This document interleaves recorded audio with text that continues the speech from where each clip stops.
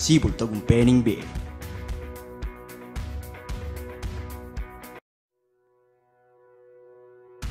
Unión Espiritista Cristiana de Pilipinas Incorporada, Region 7A.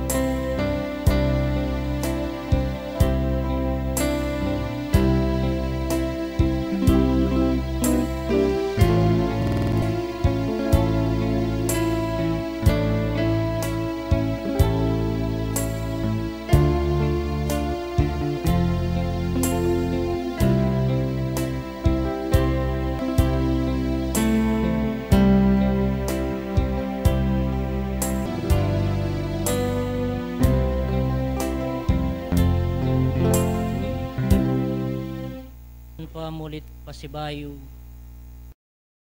Makanyan kepong misasan metong at makanyan kepong kakatok king kekang banalapas bulan.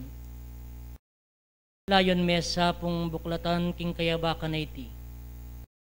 At makanyan mo kengan sa pong katigan igpaking kekapong kayupayan. Munang dadwang mila at payabot ginoring alang kapupusan ming kapurian. Kagumda po Diyos ko ring kaming balang kapasalamatan. Pablasa pong peparaman mo kepa pong biyem pong sikanan. Sumangid na manik paring agawami pong kakulangan. Ampo pang pamikasala makanyan mukengan sa pong patawaran. Pablasa pong alaking maliaring ayablas kareting dapat mo pong mangayap kay kami. Nune mo po bukod ing puryanda kampo pang samban king kekang pangay espiritu at pangakatatuan. Oik pambanaloy ni po Diyos ko ing konbensyon. Anong no ka rin gagawan milaig paring banalming katungkulan bang malyaring makanyanda kang suyuan? Aduan mi ikpat pakisabing mayap sa po Diyos ko panimunan me po ing balang metong kaya kami. Ibalot mo kengan sa po ginoking kaya kang kalam. Ngini pong mi talagayang kaurasan sa po Diyos ko ikaing manimunat mamilatan. Ituro mo po paring balang kaparalanan ka rin kaya kaming balang biye. Bang tingupayang ng Diyos king pinanditay ti. Makanyan mila pong pisabyan paring minamayap minggawan king ulinaning kaya kang lugod. Bang tingupayang may gitya pa pong luntoying panyulong, king kaya kaming balang kasalpantayanan. May git karing balang metong Diyos ko bang karingaldo bukas miyekengan pong kapayapan. Anti mo rin pambanal paki panalangin mi. Ginoni naman sa pong ating bitbit kayo na ng pong kapanamdaman karing balang metong, makanyan mo sa pong apisan karing kaya kang mapagpalang gamat. Ang gana po Diyos ko karing kapatad mi. May git ka rin kaya kaming pengaring migsimula king kaya kaming kasalpantayanan ng nukarin Diyos ko manalipan niya po yung kainan at kapanamdaman. Aduan mi po ginot pakisabing mayap. Makanyan mo sa pong apisan ka rin kaya kang mapagpalang gamat. Tulutan mo sa po Diyos ko makanyan mo pa pong para-param pakaban paginoring karelang balang aldo. Suglungan mo pa sa po ring karelang balang biye king makaba pa pong panahon. King bang tingupayang makanyan la pong misadsad at makayari la. Gino ka ring banal da pong obra. At king pinanditi ti Diyos ko, oy ni puing kikang piling kasangkapan at alete na po ginoning kikang kayupayan adon mi pot pakisabing mayap. Ingi ganap mesa po ginoing kayang pwersa at kayang satulang Espiritu Santo. Bang yang malyaring turo kaya kami ampong tumaid. Bang ding sablang pasabing paibat kaya kaginong Diyos nandit naning kaya kaming balang biye. Ginodakal pong salamat king lugod mo pot pamanimuna. Sa po Diyos ko'y kayong manimuna at taloy Diyos ko karing kaya kaming balang biye lalong may git. Karing pamanggalumi karing banalming katungkulan dakal pong salamat igpa. Emilaman po gisanan pang salasayan sabihan deti pong tunedang lalaman din kay kaming balang puso ginopablasang ikapuing manakit at makatangal. Deti po ilang samo miyang pong dalangin igpamatanggap langan sa pumpong mipakibatan ing sablang bagay panalig mi king lagyong mo igpa. At ing anak mong bugtong Yesu Kristong kay kaming tagapagligtas king loko batay daring kay kang banala pangakong mapamatulang Espiritu Santo. Iyan nasa po.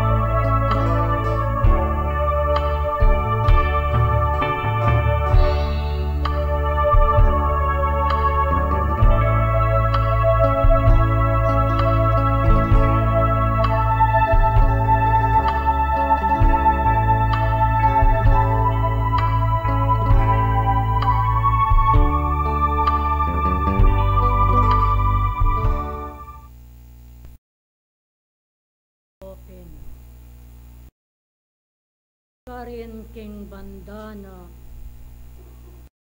Bandana pa ka rin, tao ing dapat na. Hanggang iyekwa, iti at dasan po, tune yung parasan, sa painawaya. Ing kalam na ang puang lugod ng Diyos ke kayo king pinandita iti babiyeke ke kayungan. Ulit pasibayo, tinatangyo at miras king bayeng pigumguman ing mesabing konbensyon ake kayong gagalawan. Andita na iti pakabitasan niyo ring sarili yo. Ing penandita iti pakikuanan niyong ikong sabla ding puso yo makaugnelo king burina ning maestrong Ginoo. King kapamilatana ning king penandit ati kayo at disan da kayo. Dakal asalamat king ke kayong pangayatiyo king panmaliaring gawan niyo ing sablang tungkulan niyo. Wapin ikong sabla ing sablang kabagayan ampuan kaparalanan ibabyelo at pagkalublo karing balang metong ke kayo. Bayo ko ilod din ka kung aman. Ikong sablang manungkulan, ikong sablang mamuntukan, puri kong pasagiwan king ke kayong pakiramdam. Alang migkulang ke kayo, king binye kong kaparalanan ketang milabasan yung konbensyon king bayong galawan king ke kayong pangayatiyo.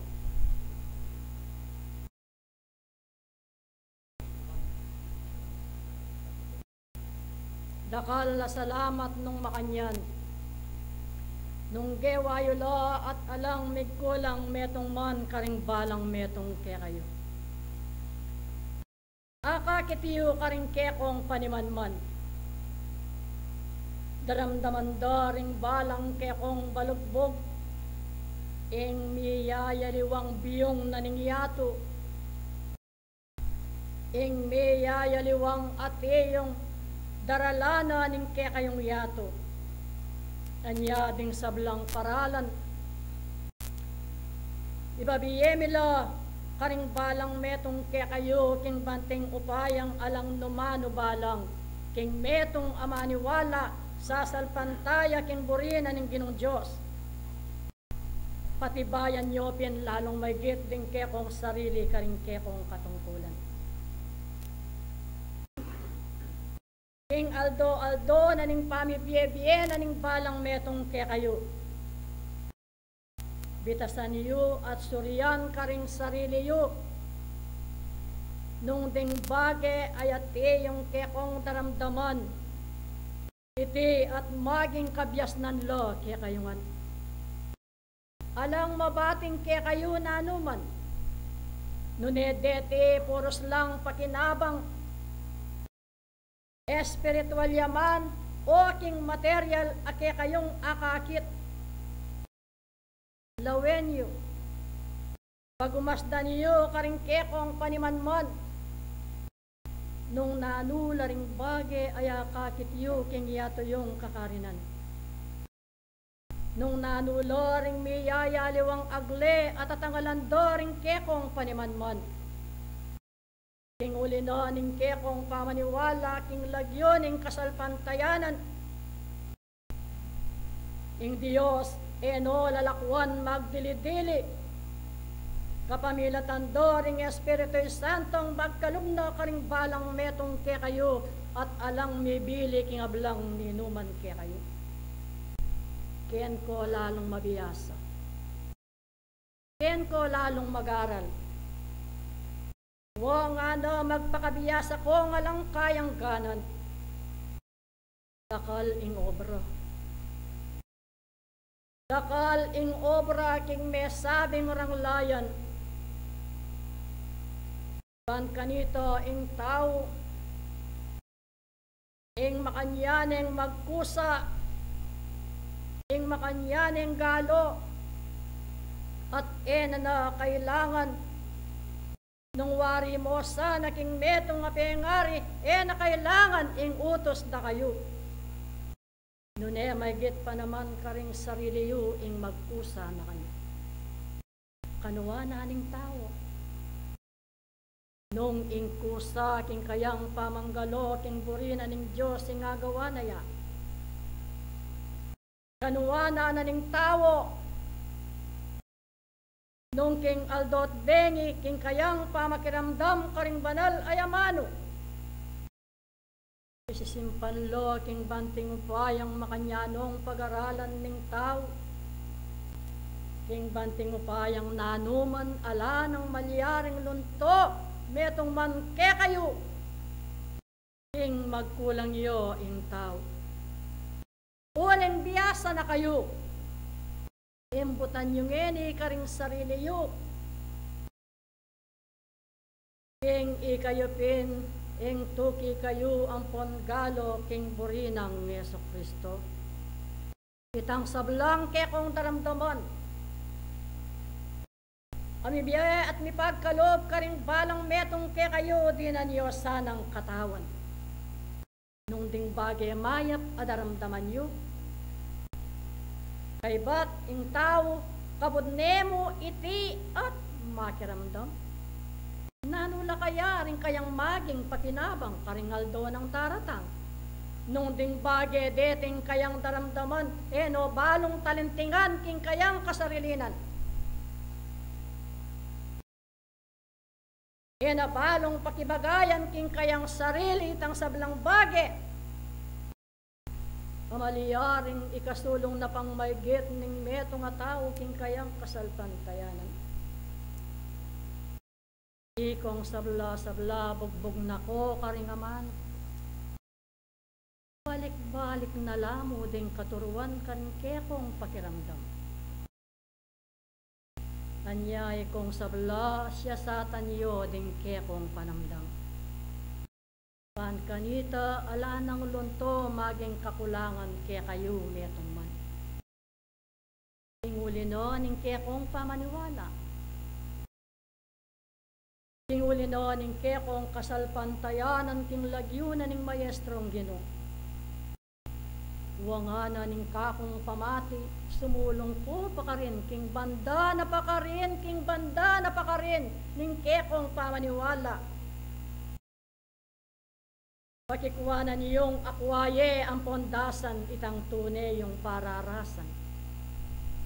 Pakikuwanan niyong ikong sablake kayo alang malakwan metong man. Nune, ang gasa naking katataw yan ikayungan miyabe-yabe kayo. Huwag takbang yo ring balang betisyo. Habang ing sikanan babiyene ning Diyos ke kayo. Nasa panatilian ning tao, ing kayang pamanuwala, ing pamatakarane, ing antimong akakitiyongin ing teknolohiya, ing kayong yatong kakarinan. Iti maging karapat-dapat. Uling sikanan, kabang atiyo kailangan mag-obraya yung tao. Mumugit king mesa. King ka na akong pangayat. Baga nakakaring kayo na ka. Nawan dahil karelang tungkulan karing kay hari. Alang pamamili. Nawan dahil makatadwa king katingapon. Abak, pengi. Kay ba't na ning nobenang. Gagawan niyo kilog na ning kekong tabernakulo. Ang kanita miragdagan ng puwersang ponsikanan. Paring ati yung tengari yung makalakwan pang akakityo. Alang pamamili. Kaya kunoos ng biglat man tunggal-tunggal nung nino. Yung dapat ng galawan. Yung karelang katungkulan. Beti. wo at kamalayan nyo ang kanita ing paninasan nyo ing kayong tutuking anibersaryo aduan nyo king Diyos nga lapasang matanggal karela metong man pagilutlutan nyo king Diyos alasa na pamong mako ang kanita ing tula karing bukas tanggapan niyo ikong sabla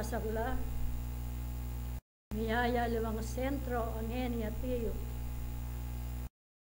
Gawan nyo na ing sablang tungkulan at igkalumnoan ng Diyos kaya kayo.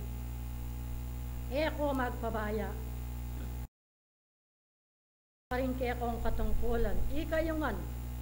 Aliwa mo ting ating katungkulan maging ikayong membro ang eni tala pakiramdam. Yabe-yabe kayong manyawat king Diyos. Ban alanang mulit pa si bayong tangalan nyo. Ing miyayaliwang ati. Lalo no, ingayon amasikan pakikuanan yung asag kaye. King kapamilatan doring kekong panalangin. King kapamilatan doring kekong patungkulan king Diyos. Banting upayang ikayungan, isasan metong kayo, miyabe-yabe kayo, king pamanuparan ban kanita alang malyaring malakwan, kaya kayo metong nan. King kanakong panabilin, kayan timong binyeko kaya kayo, king kapenan dita na iti, magparate ko saan ang kapayapan karing kubo yung tuknangan. Kaya sana muntake ni muntaka rin ing minumang manwalang tao nung tutong kailangan king biyay. Uling potong ing danop atiyo.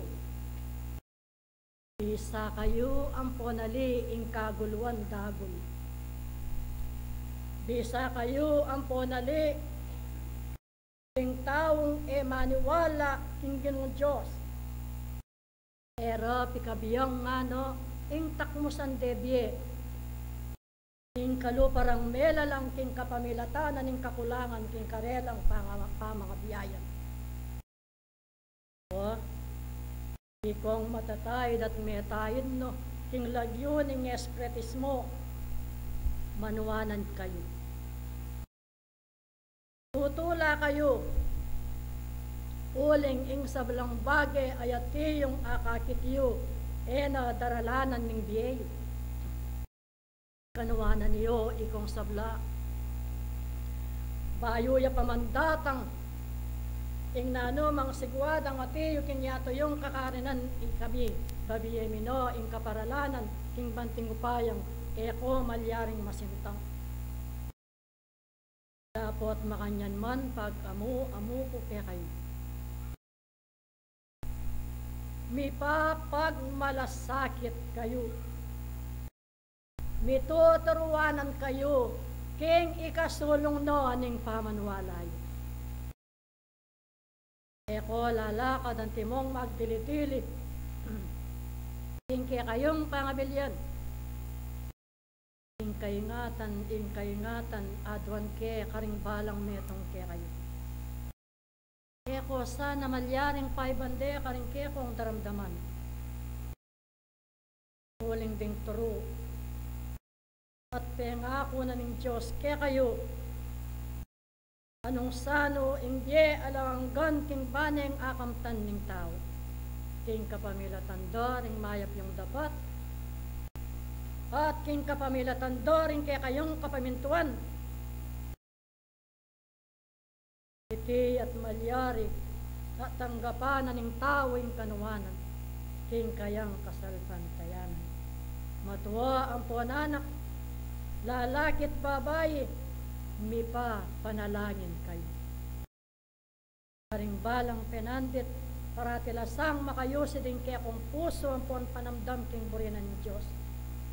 Paan kanito, ing nanumang ati yung tukso, adurugang babo na ningyato, eya malyaring lumele kaya kayo.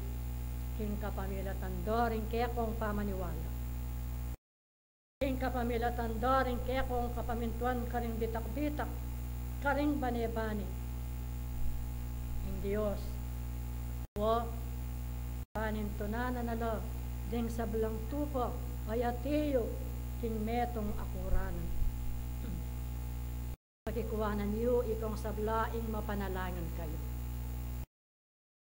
Pakikuwanan niyo ikong sablaing paratilasang makasadiring puso yo. King banting upayang at inyang malayang pagiligan, ing upaya ng Diyos, karing balang metong kaya kayo. Magluidya, ing tao, king kayang pamagaral kilubno ning eskwelahan, otang isulat lo ring balang lagiyuyo king libro na ning biye, kanito, ala ng lungkot, at ala ng sakit at damdaman ng tao. Ngunit nga na ita puros tula ang ponligaya. King kamtana, king kapamilatana, king kayang pamaminto, king buri na ning gini. Ikong sabla-sabla ipaliyeng nobena. Sablang sasakupa ng sentro ng Cebu Lacarinan. Kaya kayo, king bayong malyaring pang tatakap alulam.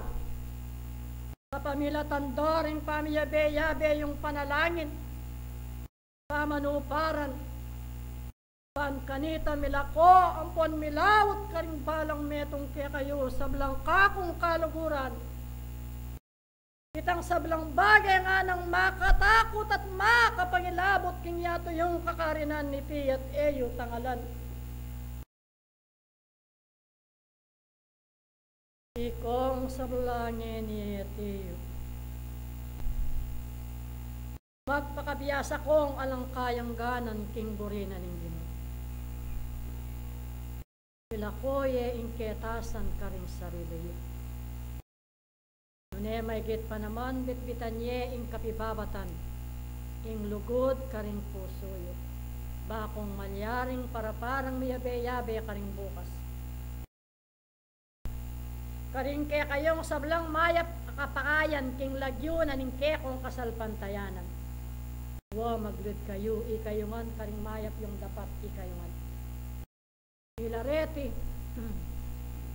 ring binye ko yung timong kasayuan, lugod ko karing balang metong kaya kayo.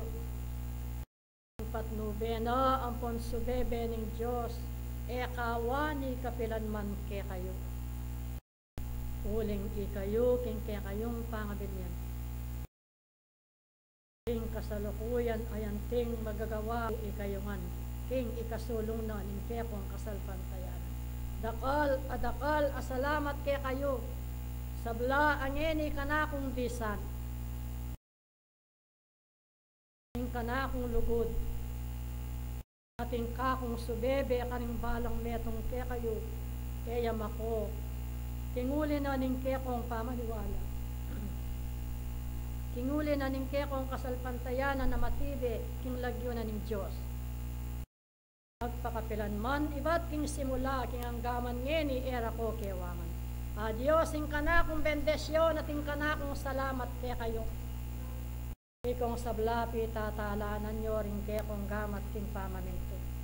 At alang malyaring magpatimbalag kaya kayo metong man. Bakong para parang mga sadsad, karing sablang tungkulan abinyena ng Diyos kaya kayo. Ing kanakong lugod at ing kanakong saup mama ko magpakapilan man.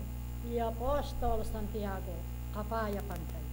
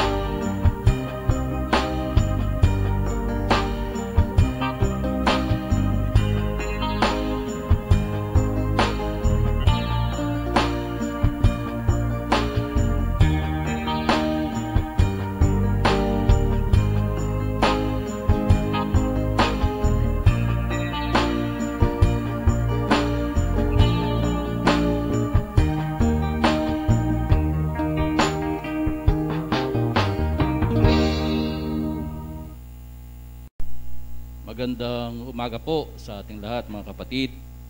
At salamat po sa ating mga kapatid ngayon, ang ating direktor, puting direktor Brother Andy Umali, gayon din ang ating kapatid na Brother Billy. Opo. Kusahan ngayong pangaraw na ito ay oath-taking ng mga bago nating opisyales ng bawat lokal. Opo. At upang malaman po natin ay yung mga dapat nating gawin, lalong-lalo na po yung mga nahalal na opisyales ng bawat lokal. No po. Mamaya ay maririnig natin ang ating kapatid na Billy, kanya pong i-discuss sa atin. No po. At gayon din po, sa mga binigay na paalala ng ating batlaya, Apostol Santiago, kung saan po ang mga bilin, lalong-lalo na po sa ating panahon, kung saan po ay binigyan niya ng mga kaparahanan kung ano po ang dapat nilang gawin sa bawat kanilang sentro. No po. Yun po ay paraan upang anumang bagay na dumarating na pagsubok sa atin at lalong-lalo po sa ating kapanahunan ngayon. Kaya po, sana yung mga mamuntukan, kanina po nagtanong siya, sabi nila okay naman. No po, ginawa nila yung mga apilin, no po, na pinapagawa ng ating protector, Apostol Santiago. No po. Kaya po, at ang kanyang pamati sa atin, napakaganda kapatid. Kaya kailangan sumulong tanang sumulong, banda pa na kanina at banda pa ka rin. Ibig sabihin mga kapatid, kailangan hindi lang tayo nananatiling nakikinig. No po.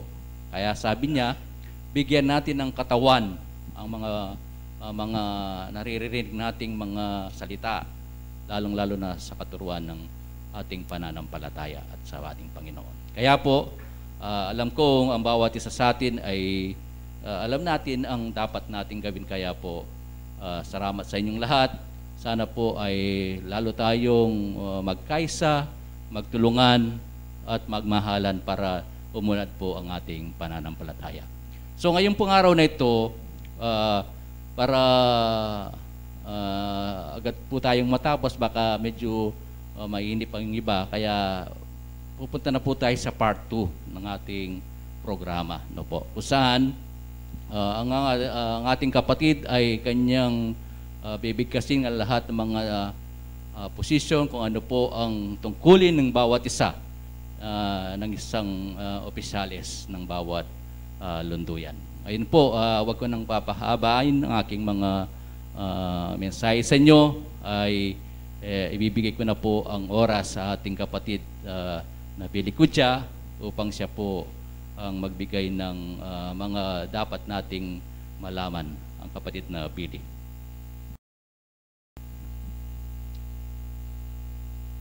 Marami pong salamat, kapatid na Rick, sa ating pong Director General, kapatid na Andy Umali, at ang ating Pangulo, mga Pangulo sa ating Area 5.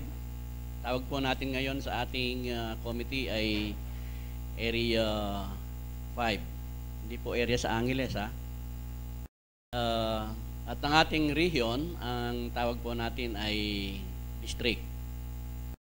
Gusto ko lang pong bigyan ng konting emphasis bakit po nagbago.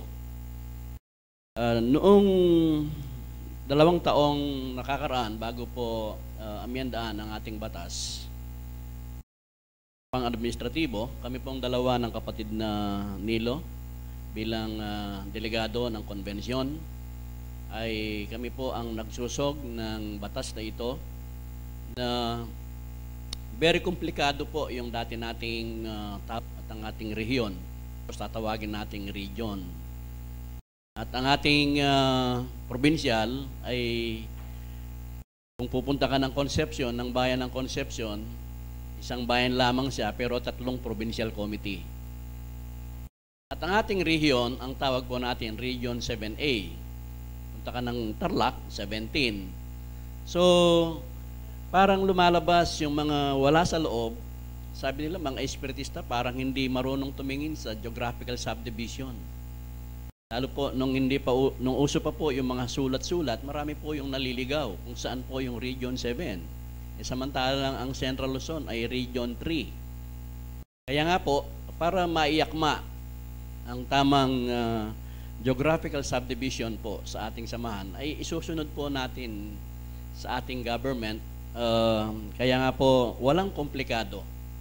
Tayo po ay nasa ilalim ng Central Luzon, ng Region 3, at ang ating Region 7A, Pampanga, Bataan, Zambales, ay tinatawag na natin ngayong District 16. So mula po sa Ilocos, papunta po ng South, yun po yung pagkasunod-sunod ng ating mga district. At sa loob po ng isang distrito, meron po tayong tinatawag na area na dating provincial.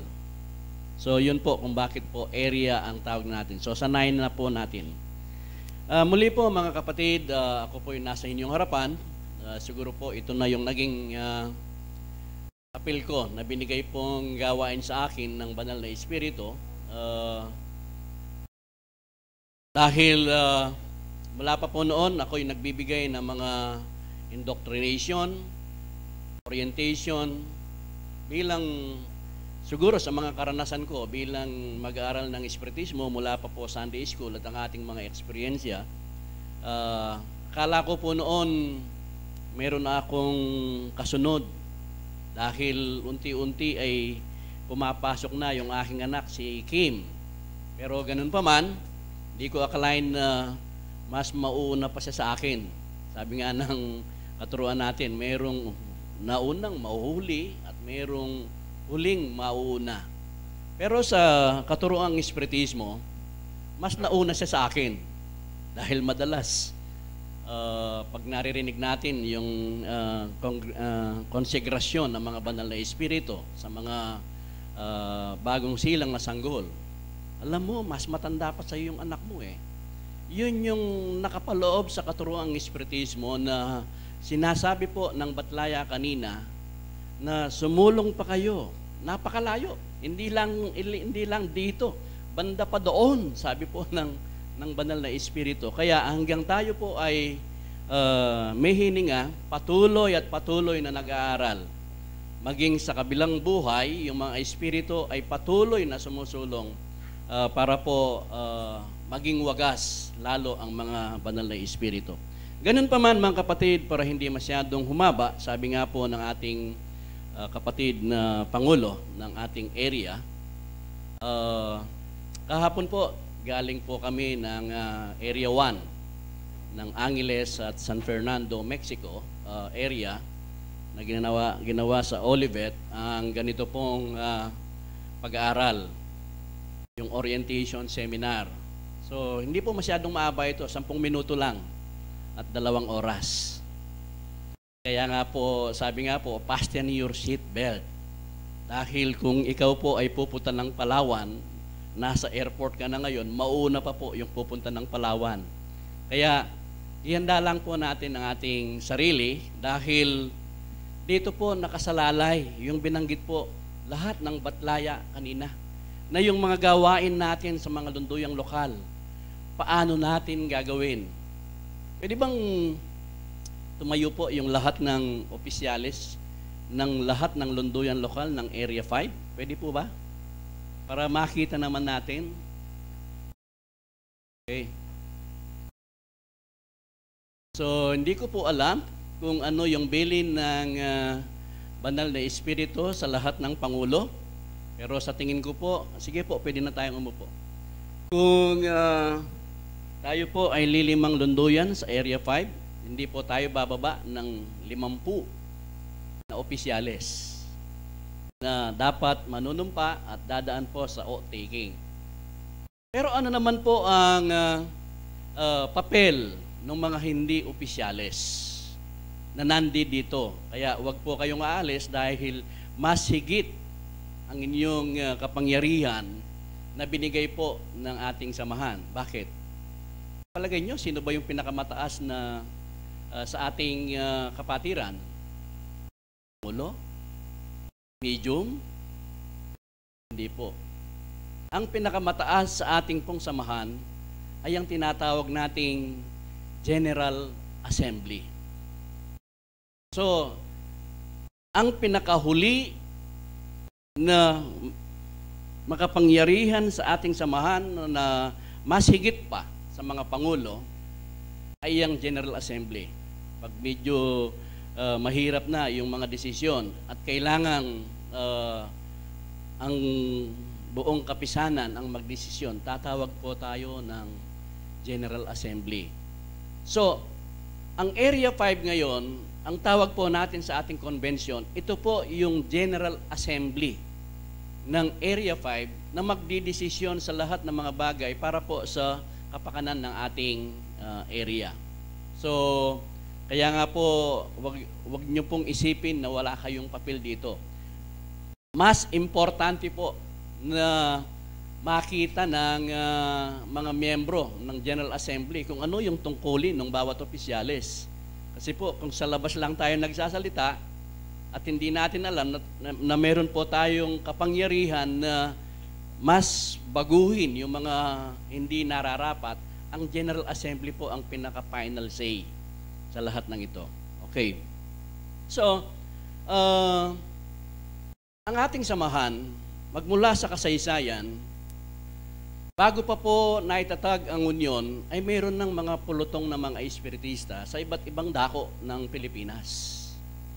At nung mapansin po at makita ng ating mga pundadores, Juan Albiar at Agustin de la Rosa, si Juan Albiar ay galing po sa norte at si Albiar po galing ng norte, ng dating gobernador at mayor po ng San Fabian, Pangasinan, ay siya po ang isa sa pundador natin. Sa South naman po, isang dating kongresista ng Rizal at Manila, si Agustin de la Rosa. So, nagpulong po sila noong 1903, pero sila po yung mga revolusyonaryo. Kaya nga po, nung matapos po ang revolusyon, inuulit ko lang po yung kasaysayan na nung matapos po ang revolusyon, nagkaroon ng tatlong paksyon yung mga revolusyonaryo. Dahil si Albiar ay revolusyonaryo, pero dati siyang pari. At binuo po, nagkaroon ng tatlong paksyon. Ang isang paksyon ay pinagpatuloy po ang gera laban sa Amerikano. At ang isang paksyon ay itinayo ang Iglesia La Independiente. At ang isang paksyon ay itinayo po ang Union Espiritista Cristiana de Pilipinas Incorporada. At naging formal po ang pagkatayo ng samahan noong 1905. Ibig sabihin, kaya nga po mayroon ng mga sentro. Ang unang sentro ay sa San Fabian, Pangasinan noong 1901 na itayo. 1905 po yung Union. At narehistro po sa gobyerno noong 1909. At ang naging pangulo na ay si Agustin de la Rosa. So, ganun pa man mga kapatid, binabanggit ko po ito para ano ba ang union sa atin? Bakit kailangan nating pagmalasakitan? Ang union po ay itinayo ng mga pundadores natin dahil ito ang naging behikulo ng Espiritu Santo na naging kasangkapan ng Espiritu Santo kung bakit po umabot sa iba't ibang kanayunan hanggang dito po sa Barangay Bicol. Kung wala po yung union, walang maglulunsad na magiging kasangkapan ng Espiritu Santo para ipalaganap ang simulain ng Espiritismo.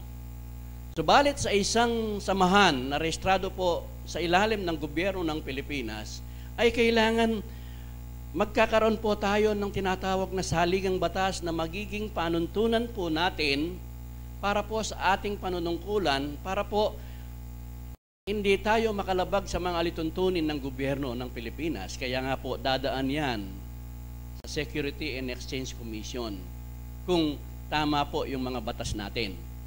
At ang mga batas na ito ay hindi po pwedeng magpatuloy ang isang samahan na hindi po sinang-ayunan ng gobyerno. Kaya nga po, isa sa mga batas na ito ay ang mga katungkulan natin mula po sa mga lunduyan lokal. Ang mga lunduyan lokal ay dito po umaanib yung mga tao. At ang mga tao at ang mga sentro ay nag-a-affiliate po sa Sentro General na siya ang pinaka federated na samahan, isang inang lunduyan na tinatawag po nating Sentro General. Kung kaya't doon po nabubuo ang isang samahan. So, kung tayo po ay maglilingkod tulad po ng tinura ng banal na Espiritu sa loob ng 3 taon, alam ba natin kung paano tayo maglilingkod, paano natin tutuparin ang ating mga katungkulan? Samantalang dito po, malaki ang pagkakaiba sa mga ibang samahan. Dito po sa panunungkulan natin sa Union, walang sahod na material. Walang financial na, walang monetary consideration. Dahil ang ating doktrina, sin caridad no hay salvation posible. Without charity, there is no salvation from sin. Ang paghawak natin sa ating mga tungkulin ay isang pagkakawang gawa. Dahil ang sabi po ng layunin po ng Espiritismo, ni isang patak ng tubig ay hindi ka man dapat tumanggap na kabayaran. Sabi po kahapon ng aking may bahay, dahil kahapon lang siya sumama doon sa pagle-lecture ko sa mga iba't bang lungdon. Umabot po ako ng mahigit 2 oras. Alam mo, sabi niya sa DepEd, pag ikaw ay nag-lecture ng 2 oras, pinakamababang sahod mo ay 5,000. Totoo po yun. Kahit sa gobyerno po, isang tao lang minsan maghapon na magsasalita, 35,000. Pero kaya nga po kakaiba tayo sa atin, sabi ko, baligtad. Dito, magsasalita ka ng 2 oras, pagkatapos nito, dapat ikaw pang magpasalamat. Bakit? Kasi binigyan ninyo ng pagkakataon ang isang kapatid na siya ay makapagkawang gawa sa magitan po ng pagpapaliwanag ng mga dapat nating gawin. Kaya ako po ay nagpapasalamat sa pagkakataong binigyan nyo sa akin. Ako ay magbibigay ng pagbabanghay sa ating panunungkulan para sa administratibo. Bakit po kailangan? Sabi ng iba, hindi ba kailangan puro espiritu na lang? Espiritu ka na, wala ka na rito. Wala nang katawan. So ang katawan po natin ay ang administrative. Spiritual, yung nakikita natin kanina. Pero bakit kailangan po nating marinig yung mga katungkulan ng bawat isa? Sino po yung first time pa lang na humawak ng katungkulan ngayon? Sino po yung first time? Pwede ba magtaas ng kamay? O tayo po yung lahat ay dati? Balik-balik, no? Ikaw na lang, sige. Kasi wag natin sabihin na ito yung pinakamahirap. Dahil alam nyo, nung unang panahon, yung mga barangay ay nagtuturuan lang. O ikaw na ang Tenente del Barrio. Hanggang gusto mo. Pero ngayon, abay, milyon-milyon. Nag-aagawan sa katungkulan. Ako po ay isang dating politiko dahil nakikita ko yan. Bakit? Hindi naman po lahat. Pero minsan ang naging dahilan, malaki po yung ira. May sahod. Ano yung pagkakaiba? Kaya nga po, ang pagkakaiba natin, mga kapatid, voluntary in nature. Kawang gawa nga Pag gusto mo, kaya naririnig ko kanina yung mga pangulo. Sabing ng isang pangulo, ewan ko ba, pag ayaw ng isang kapatid, hindi mo siya mapipilit. Talagang hindi mo siya mapipilit dahil voluntaryo lang po ito. Ano yung pinanghahawakan natin para po magkusa ang isang kapatid? Kailangan niyang maunawaan ng simulain at doktrina ng Espiritismo. Dahil kung ang alam mo na ang lahat ng mga bagay na tama ay hindi mo ginagawa, anong sagot ng Ebanghelyo? Ito'y magsisilbing kasalanan sa iyo. Kung kaya't, sa paghawak natin sa ating tungkulin, ngayong panahong ito, ito'y isang, wag natin sabihin na ito'y, sabihin natin, ito yung garansya na tayo po'y maliligtas. Pagdating po kay San Pedro, ika nga ng katuroang nauna, pagharap mo, hindi niya sasabihin, ay, Billy, dahil ikaw ang Pangulo ng Exodo, diretso ka na. Hindi po ganun eh. Hindi pinag-uusapan yung posisyon sa kaharian. Pinag-uusapan kung ano ang ginawa natin habang tayo nabubuhay. Pero bakit natin kailangan hawakan yung mga posisyon? Dahil ang mga katungkulang ibinigay sa atin ngayon ng ating mga kasapian sa bawat lunduyan ay isang oportunidad na magagawa natin ang ating mga tungkulin, lalong-lalo na sa paggabay sa ating mga kasapi sa bawat lunduyan. Yun po yung general na aspeto. Pero, ano bang klaseng pamamahala ang nakapaloob po sa ating samahan? Sabi po ng Ebanghelyo, dahil minsan hindi masyadong pinapansin, ikaw pinili ka lang ng tao, ako'y pinili ng Espiritu.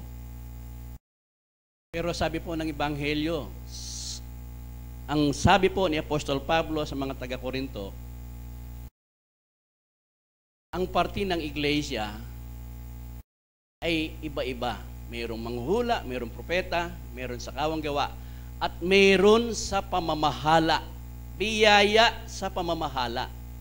Huwag natin kalimutan yon. Nakapaloob po yon sa banggit ni Apostol Pablo. At ano namang klaseng samahan na nakapaloob na sistemang pinaiiral po na nakapasok po sa ating gobyerno. Ang ating samahan, pwede bang yung kapatid yung sa Article 36? Sinikap po nating i-translate sa Tagalog dahil kung minsan nga kahit sa Tagalog nagkakasakit tayo. English pa. Pero ganun pa man, sinikap nating ma-translate sa Tagalog para at least maunawaan po natin na diretso. Kasi nga, hindi naman pwedeng magkapampangan tayo rito kasi naka-live streaming tayo. Saan ba umabot yung live streaming natin? Kapampangan. So ito'y, ang pag-translate na ito ay ginawa po ni yumaong anak ko na si Kim, kaya hanggang ngayon dala-dala namin. So, sa pagkatagalog, sino ba yung namumuno, namamahala sa ating mga lunduyan, lokal? Hindi natin Pangulo, minsan medium. Pero ito po yung malinaw. Sa ilalim po ng ating batas, sa Artikulo 26, ang bawat sentro lokal ay nasa ilalim ng pamamahala ng Junta Direktiba Lokal. Ano ho bang ibig sabihin ng Direktiba Lokal? Ito po yung Local Board of Directors. So, ang tawag po. So, ibig sabihin, isang katawan ang namamahala sa ating lunduyan. Na kinabibilangan ng presidente lokal, vice-presidente, kalihim, ingat-yaman, auditor, 3 board members, pero ito po ay nabago na. Isa po sa ating ginawang pagbabago, base po sa bilang ng ating membro, na pinakamababang bilang ng mga board members ay 3, pero pwede po tayong magdagdag base po sa ating bilang hanggang 9. So, nakita ko po, ang Sibol Tagumpay-Ningbe ay 7 na. Para po, mas darami po yung mga kaakibat natin sa gawain.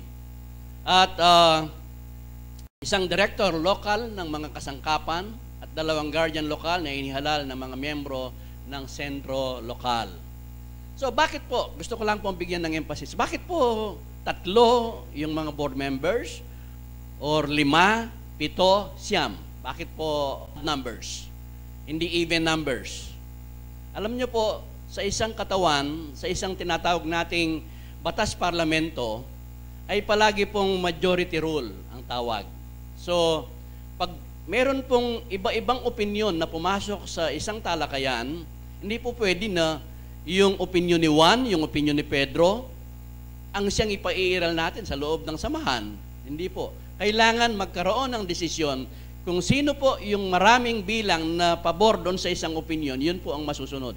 Paano kung puro tie? Tabla. Hindi po pwede. Kaya nga po, kailangan odd number siya. So, pag nagbotohan, hindi pwedeng 4 and a half. kundi 5-4 kung siyam sila, o kaya 2-3. So, mayroong majority. So, kung alin yung majority, yun po ang masusunod. Kaya, napaka-importante po ng papel ng mga miyembro ng Junta Direktiba Lokal. At bakit po ganito ang ating sistema? Ito po isang tinatawag nating, meron po tayong democratic process. Hindi one-man rule. Ang one-man rule ay isang dictatorship o tinatawag nating autocratic rule.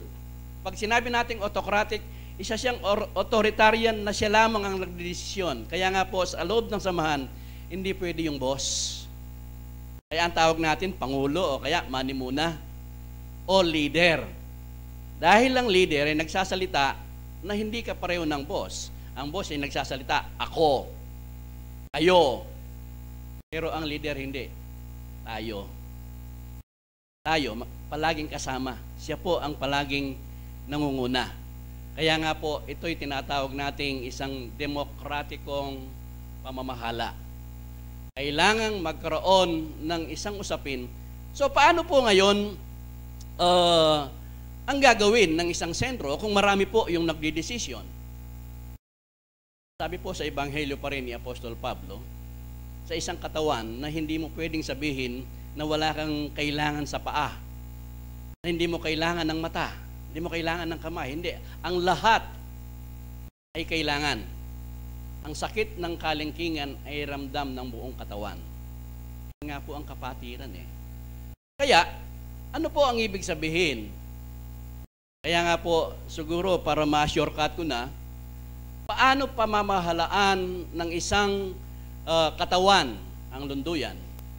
Sabi po sa batas dito, minsan isang buwan ay kailangang ginagawa ang isang pagpupulong ng Junta Direktiba. At sa pagpupulong na yon, doon po natin pag-uusapan yung mga nararapat gawin. Ito bang katedral na tinatayo natin sa tabi? Kagustuhan lang ba ng Pangulo? O kagustuhan ng maraming mga kasapi at ng mga opisyales ng ating lunduyan? Sigurado po, iyan ay dumaan sa Asembleya at sa Junta Direktiba Lokal. Dahil ito po ay isang collective effort na tinatawag. So, ibig sabihin, yun po yung kapangyarihan. Alam niyo po, minsan pag binabanggit ko yung Exodo, sabi nila, mabugbog na kami eh. Pero ito po yung susi eh. Kasi ang Exodo nanggaling sa ganito, pero wala kaming maraming pilantropo katulad po ng Cebu Tagumpay-Ning Bie.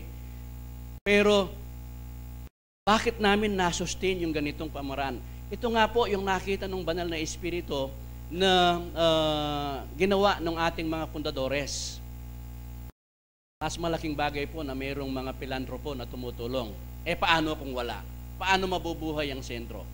Mabubuhay siya sa pamamagitan po ng Junta Direktiba Lokal, sa pamamagitan ng isang pagkakaisa. Kaya nga po, yun ang tinatawag nating sustainable development. Kahit wala na po yung mga pilantropo, kahit wala na po yung tumutulong, buhay pa rin ang lunduyan. Bakit? Buhayin ang ating sentro. Kaya mga kapatid, pero merong problema eh. Dahil voluntaryo nga po, tawag ka ng pulong, ay marami akong ginagawa. Maraan po ng isang opisyalis ang kanyang tungkulin. Kahit ano pa po ang kanyang ginagawa. Kung minsan isang buwan ay magpupulong ka, tinanggap mo ang katungkulang ito. Kaya bago po tayo manumpa mamaya, ay gusto po ng ating Pangulo ipaliwanag na ito. Dahil ito po yung ating isusumpa natin. Hindi yung susumpa gawin mo. Pagkatapos ng 3 taon, ano ang yung naging katungkulan? Wala basta't pinili ako ng Pangulo, pinili ako ng mga kasama, ayaw ko nga, pinilit lang ako. Ngayon, kahit po tayo'y pinilit, pero tinanggap natin, wala na po yung tinulak ka. Wala na po yung pinilit ka. Ang nandito, dahil yon ay pamamaraan ng batlaya, yun po, halos perfect yung attendance namin. Kaya nga po, mas binigyan namin ng halaga ngayon yung isang tinatawag naming boardroom, dapat pag-usapan. Wala naman kaming agenda. Kami po, sa loob ng mahigit na 20 taon na buwan-buwan kaming nagpupulong, minsan nga, mayroon pang special session ni isa ay hindi nagkaroon ng wala kaming pinag-uusapan. Sa lahat ng pagpupulong namin, hindi na baka mayroong hindi dumalo. Siya mismo ang ayaw doon sa napag-usapan. Alam nyo, pag hindi ka po dumalo sa pagpupulong, lahat ng karapatan mo, yung boses mo, yung karapatan mo para mamili, magdesisyon, yun po ay wini-waive mo na lahat. Kaya wala kang karapatang magsalita laban doon sa napagkayarian. Ang mahirap nga dyan, minsan, pag absent ka, ikaw yung agenda.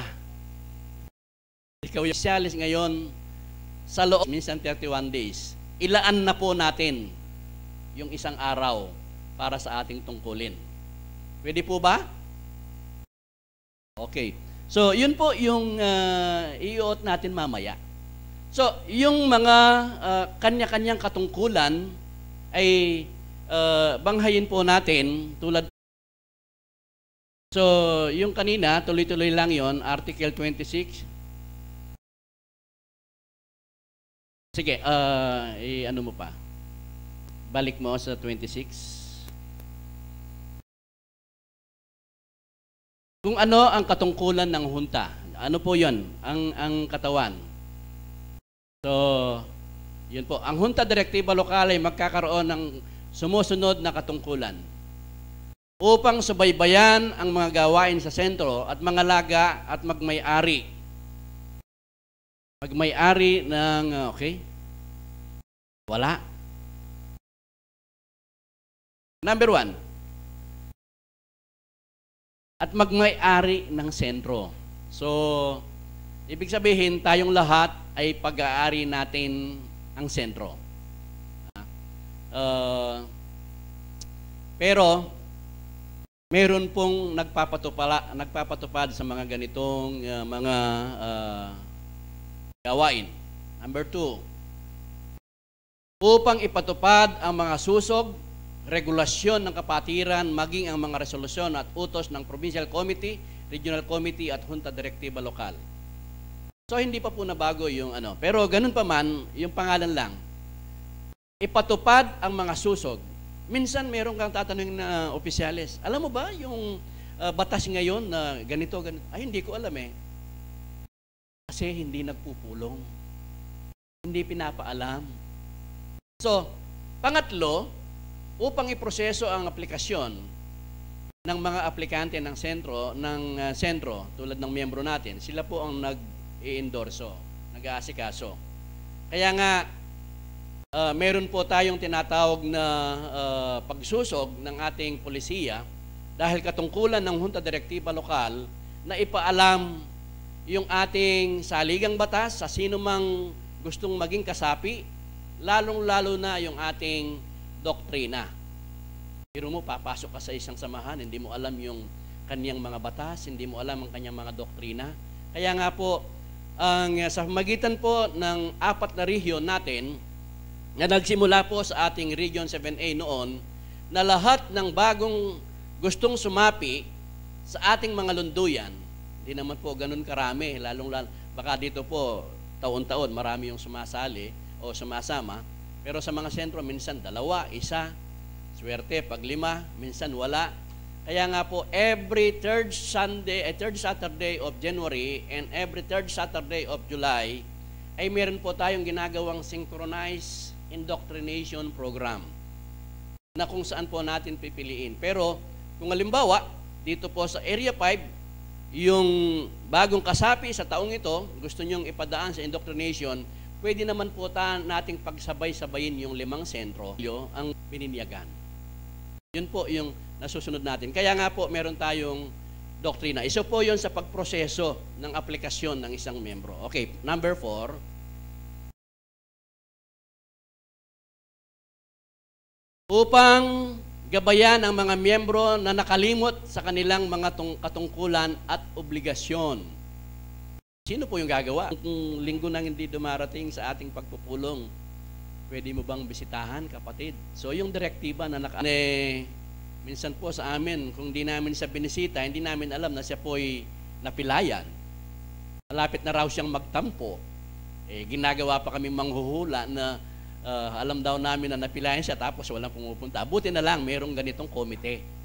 Kaya bago siya naka-espiritista, karamihan ang problema nila, mahina sila sa emotion, matampuhin, natitisod. Kaya nga po, itong tatlong committee ito, kung babae po siya, yung babae ang dadalaw, baka naman meron siyang problema. Doon po ang isang hunta na pumapasok. Kabataan, maliban po sa Pangulo ng Kabataan, meron pong direktibang naka-assign para sa mga kabataan upang mamagitan sa mga awayan sa pagitan ng mga miyembro at alisin ng pagkakaiba. So, nasa Bible naman po yan, na kailangang mamagitan. Pero, pwede tayong mag-assign. Total po, 7 yung miyembro ng direktiba. 7 po yung ating board members. Pwede tayong, ang board ay pwede pong gumawa ng special committee under the internal rules. Pwede silang gumawa ng grievance committee or mediation committee na i-assign sa kanya para po kung may problema, hindi na po lalabas dahil meron na pong mamamagitan. Okay. Upang palaganapin ang karunungang espiritual sa magitan ng iba't ibang pamamaraan. So meron po tayong group study, meron tayong group, Bible study na ginagawa para po palaganapin ang karunungang espiritual sa pamagitan ng ibang pamamaraan. Ito po ang binabanggit ko. Pang-7, ang Junta Direktiba Lokal ay pwede pong magtalaga ng mga committee at mga kaalinsunod nito upang pamahalaan ang mga gawain sa sentro lokal. Lahat ng mga ulat ay susumite sa Junta Direktiba Lokal. So, yung mga committee ito, minsan po, gagawin kong gusto ko kasi ako yung chairman ng komite. Hindi po. In aid of legislation, ang tawag nga po sa mga councilors, pag ikaw ay mayroong gustong gawin sa iyong nasasakupan, isusumite mo sa plenary o sa board. Yun po ang tinatawag na in aid of legislation para po yung Junta Direktiba Lokal ay makagawa po ng pagpapasya. Rekomendasyon lang po yung sa committee. Nakita natin, ito yung nararapat. Pagdating po ng pagpupulong ng Junta Direktiba Lokal, ikaw ay gagawa ng ulat.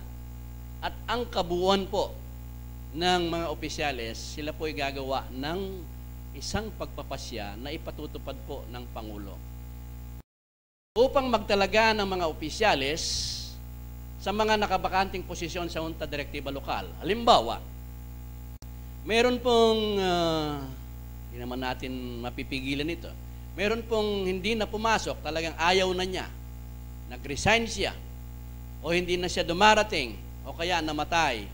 Ang Junta Direktiba Lokal, ang siyang magpapasya. Hindi po yung medium Marami po yung mga sentro na ang medium ang nagpapasya, hindi po. Ito po'y samahan nating mga tao. Kaya ang magpapasya ay ang Junta Direktiba Lokal.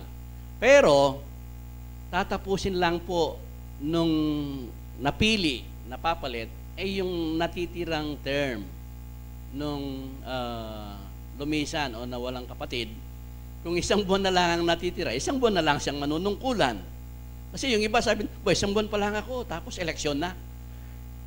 Tatapusin lang po yung kanyang natitirang term. Yun po ang board, yun po yung kanyang kapangyarihan. Upang tumawag ng pagpupulong sa mga miyembro ng sentro upang pag-usapan ang mga mahalagang bagay na may kinalaman sa sentro. So pwede pong ang Junta Direktiba Lokal ay pwede po siyang tumawag sa magitan ng Pangulo ng General Assembly. So, hindi po ganon. So mamaya makikita po natin yung kanya-kanyang katungkulan. Ang termino ng Junta Direktiba Lokal ay magtatagal ng 3 taon.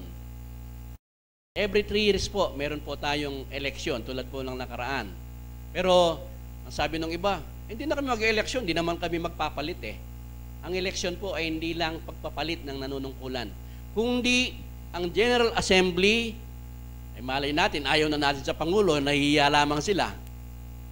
Kaya binabalik natin yung kapangyarihan sa General Assembly para magkaroon ng bagong mandato o kapangyarihan yung Junta Direktiba Lokal sa loob ng 3 taon. Kaya ginagawa po natin ang political exercise o election process para po, kung gusto mo pa, sige, iboto ka namin muli para mayroong bagong mandato. Yun po ang ibig sabihin. Mga kwalifikasyon ng mga opisyal lokal. Ang mga sumusunod na kwalifikasyon para sa mga opisyalis lokal ay ito. Okay.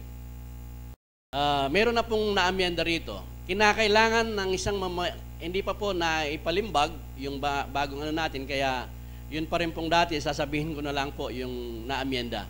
Kinakailangan ng isang mamayang Pilipino o ang mga magulang ay parehong Pilipino at naninirahan sa Republika ng Pilipinas. Marunong magsalita at sumulat kahit anong wika o dialekto sa Pilipinas. Ito po na bago na yung letter C.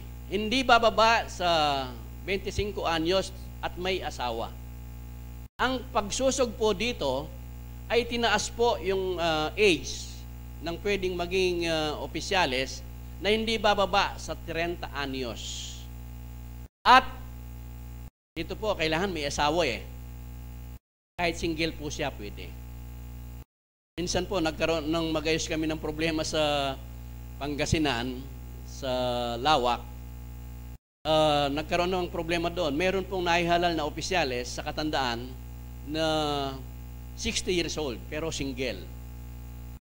Dahil siya po ay mayroong kalaban, pinrotesta siya. Kaya nung pumunta po kami doon, ang sabi po niya, saan nyo ako ilalagay? Hindi naman ako pwede sa FYS. 60 years old na ako eh. Saan nga natin sila dadalhin? So, ang pagsusog sa mga batas ay yung hindi na naaangkop doon sa mga sitwasyon. Kaya hindi na po naaangkop. Ang dami naman po yung mga kapatid na hindi naman nag-aasawa, pero kailangan magkaroon pa rin sila ng pantay na karapatan. Okay. Kinakailangan handa sa physical, mental, or moral fit sa aspeto ng paghawak ng posisyon. Kinakailangan nagkaroon ng magandang pag-uugali at hindi pa nakasuhan sa pagiging kriminal na may kinalaman sa pagwasak sa moralidad. So yung sa moral aspeto ay lalo pong binibigyan ng emphasis ng ating batas na kailangan yung impression natin na hindi negatibo. Okay. Kinakailangang nakarehistro at isang regular na membro ng sentro sa loob ng 3 taon sa sentro lokal. So, kailangan po, bago kang maging opisyales, ay kailangan ay 3 taon kang naging membro. O una, sabi niya, kailangan membro ka. Mahirap nga naman, hindi ka membro, magiging opisyalis ka. At kailangan meron siyang 3 taon. Okay, nandito na po yung mga katungkulan ng mga opisyalis lokal.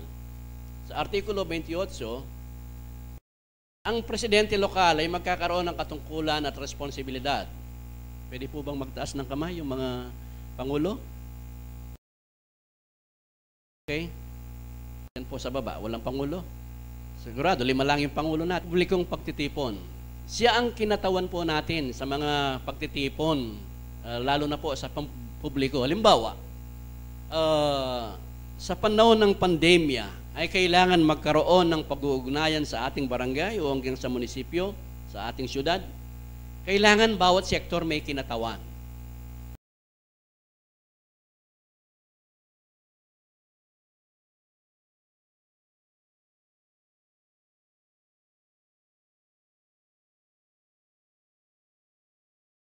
So hindi naman po pwede lahat tayo. Kung 300 tayo dito sa Sibol, hindi naman lahat tayo pupunta. Kailangan meron tayong representante. Ang ating kinatawan ay ang Pangulong Lokal. At ang Pangulong Lokal ay kailangan, maganda naman yung kanyang himahe. Basta pala, ito yung kanilang Pangulo. Si kapatid, hindi nag-meditate. Kinausap ko, kapatid, ito'y batas ng hunta. Ako'y nagpapatupad lamang. So, hindi ka pwedeng maging speaker ngayon dahil hindi ka sumunod sa patakaran. Yun po ang ibig sabihin. Ang Pangulo, minsan sasabihin nila, napakahigpit naman ng Pangulo. Hindi ka lang natulog sa sentro, hindi ka nag-meditate, tapos hindi ka pwedeng magsalita. Yun po yung batas. Pero madalas kami po yung nakapront, kaming mga Pangulo. Kami ang sinisisi minsan, pero hindi alam. Kaya nga po, pinag-uusapan natin ito mga kapatid, pati yung mga General Assembly, ang ginagawa po ng Pangulo ay naaayon sa napagkasunduan ng Junta Direktiba Lokal, ay wag po nating sisihin. dahil ito po ay dumaan sa isang proseso. Kaya safe na safe ang mga pangulo pag ang ating pagpupulong, buwan ng pagpupulong ay ginagawa natin. At ang ginagawa natin sa ating mga lunduyan ay ayon dun sa napagkayarian ng Junta Direktiba Lokal. Okay. Letter C, ito po, normal lang ito, upang lumagda ng mga kontrata, komunikasyon. Pero pagdating po sa kontrata, halimbawa, ang ating mga lunduyan ay gustong pumasok sa isang kontrata. Halimbawa, so ngayon mayroong nagtatayo ng mga cell site. So, pag ang isang pwesto ay sakop ng sentro, halimbawa sa lugar natin dito, ay may magtatayo ng cell site, malaki nga naman yun, milyon. Pero pag-aari po ng lunduyan, hindi pwedeng makipagkontrata ang Pangulo kung walang kapahintulutan ang Junta Direktiba Lokal. Bibigyan siya ng authority para pumirma ng kontrata. Hindi po siya pwedeng basta-basta pipirma kasi akong Pangulo. Hindi po pwede. Nakalagay po sa pagpupulong ng Junta Direktiba, resolution series na ganito na ang Pangulo natin ay binibigyan ng karapatan na pumasok sa isang kontrata ng naaayon sa mga ganitong kondisyones. Yun po ang ibig sabihin. So, natural po sa letter D, siya po ipipirma sa mga vouchers o resibo na makinalaman sa gastusin. Kasama po yung ingat yaman pagdating sa financial, upang sabihan ang mga miyembro ng Junta. Okay? Mabilis ata. Ilakad ka? Okay, biro lang. Okay. Upang sagutin ang anumang liham na may kaugnayan sa interes ng sentro. Siyempre po, ang Pangulo, siya po ang sasagot. Pero kung may sekretary ka, pakigawa, yun po ang trabaho ng sekretary. Letter G, upang pamahalaan ng mga tulad po nito, meron tayong pag-aaral, convention, session, training, seminar, Pangulo po. Daming trabaho ng Pangulo, no? Hindi ka na makapagtatrabaho sa bahay pag ganito. Pero meron pong paraan yan. Upang gampanin ang mga nararapat na pagbabago sa gampanin sa sentro para sa gaunlad. O ito, pagpapatupad ng mga, lahat pong yan ay ayon po sa desisyon po ng board na pinatutupad po ng Pangulo. Okay. Susunod po yung Vice Presidente, kapatid. Napakahaba ng sa Pangulong Lokal, pero sa Vice Presidente ay isang paragraph lang. Ang Vice Presidente Lokal ay pwede bang magtaas ng kamay yung mga Vice Presidente dito? Okay. Sino pa? Isa lang? Okay, ipaabot na lang. Hindi naman masyadong marami.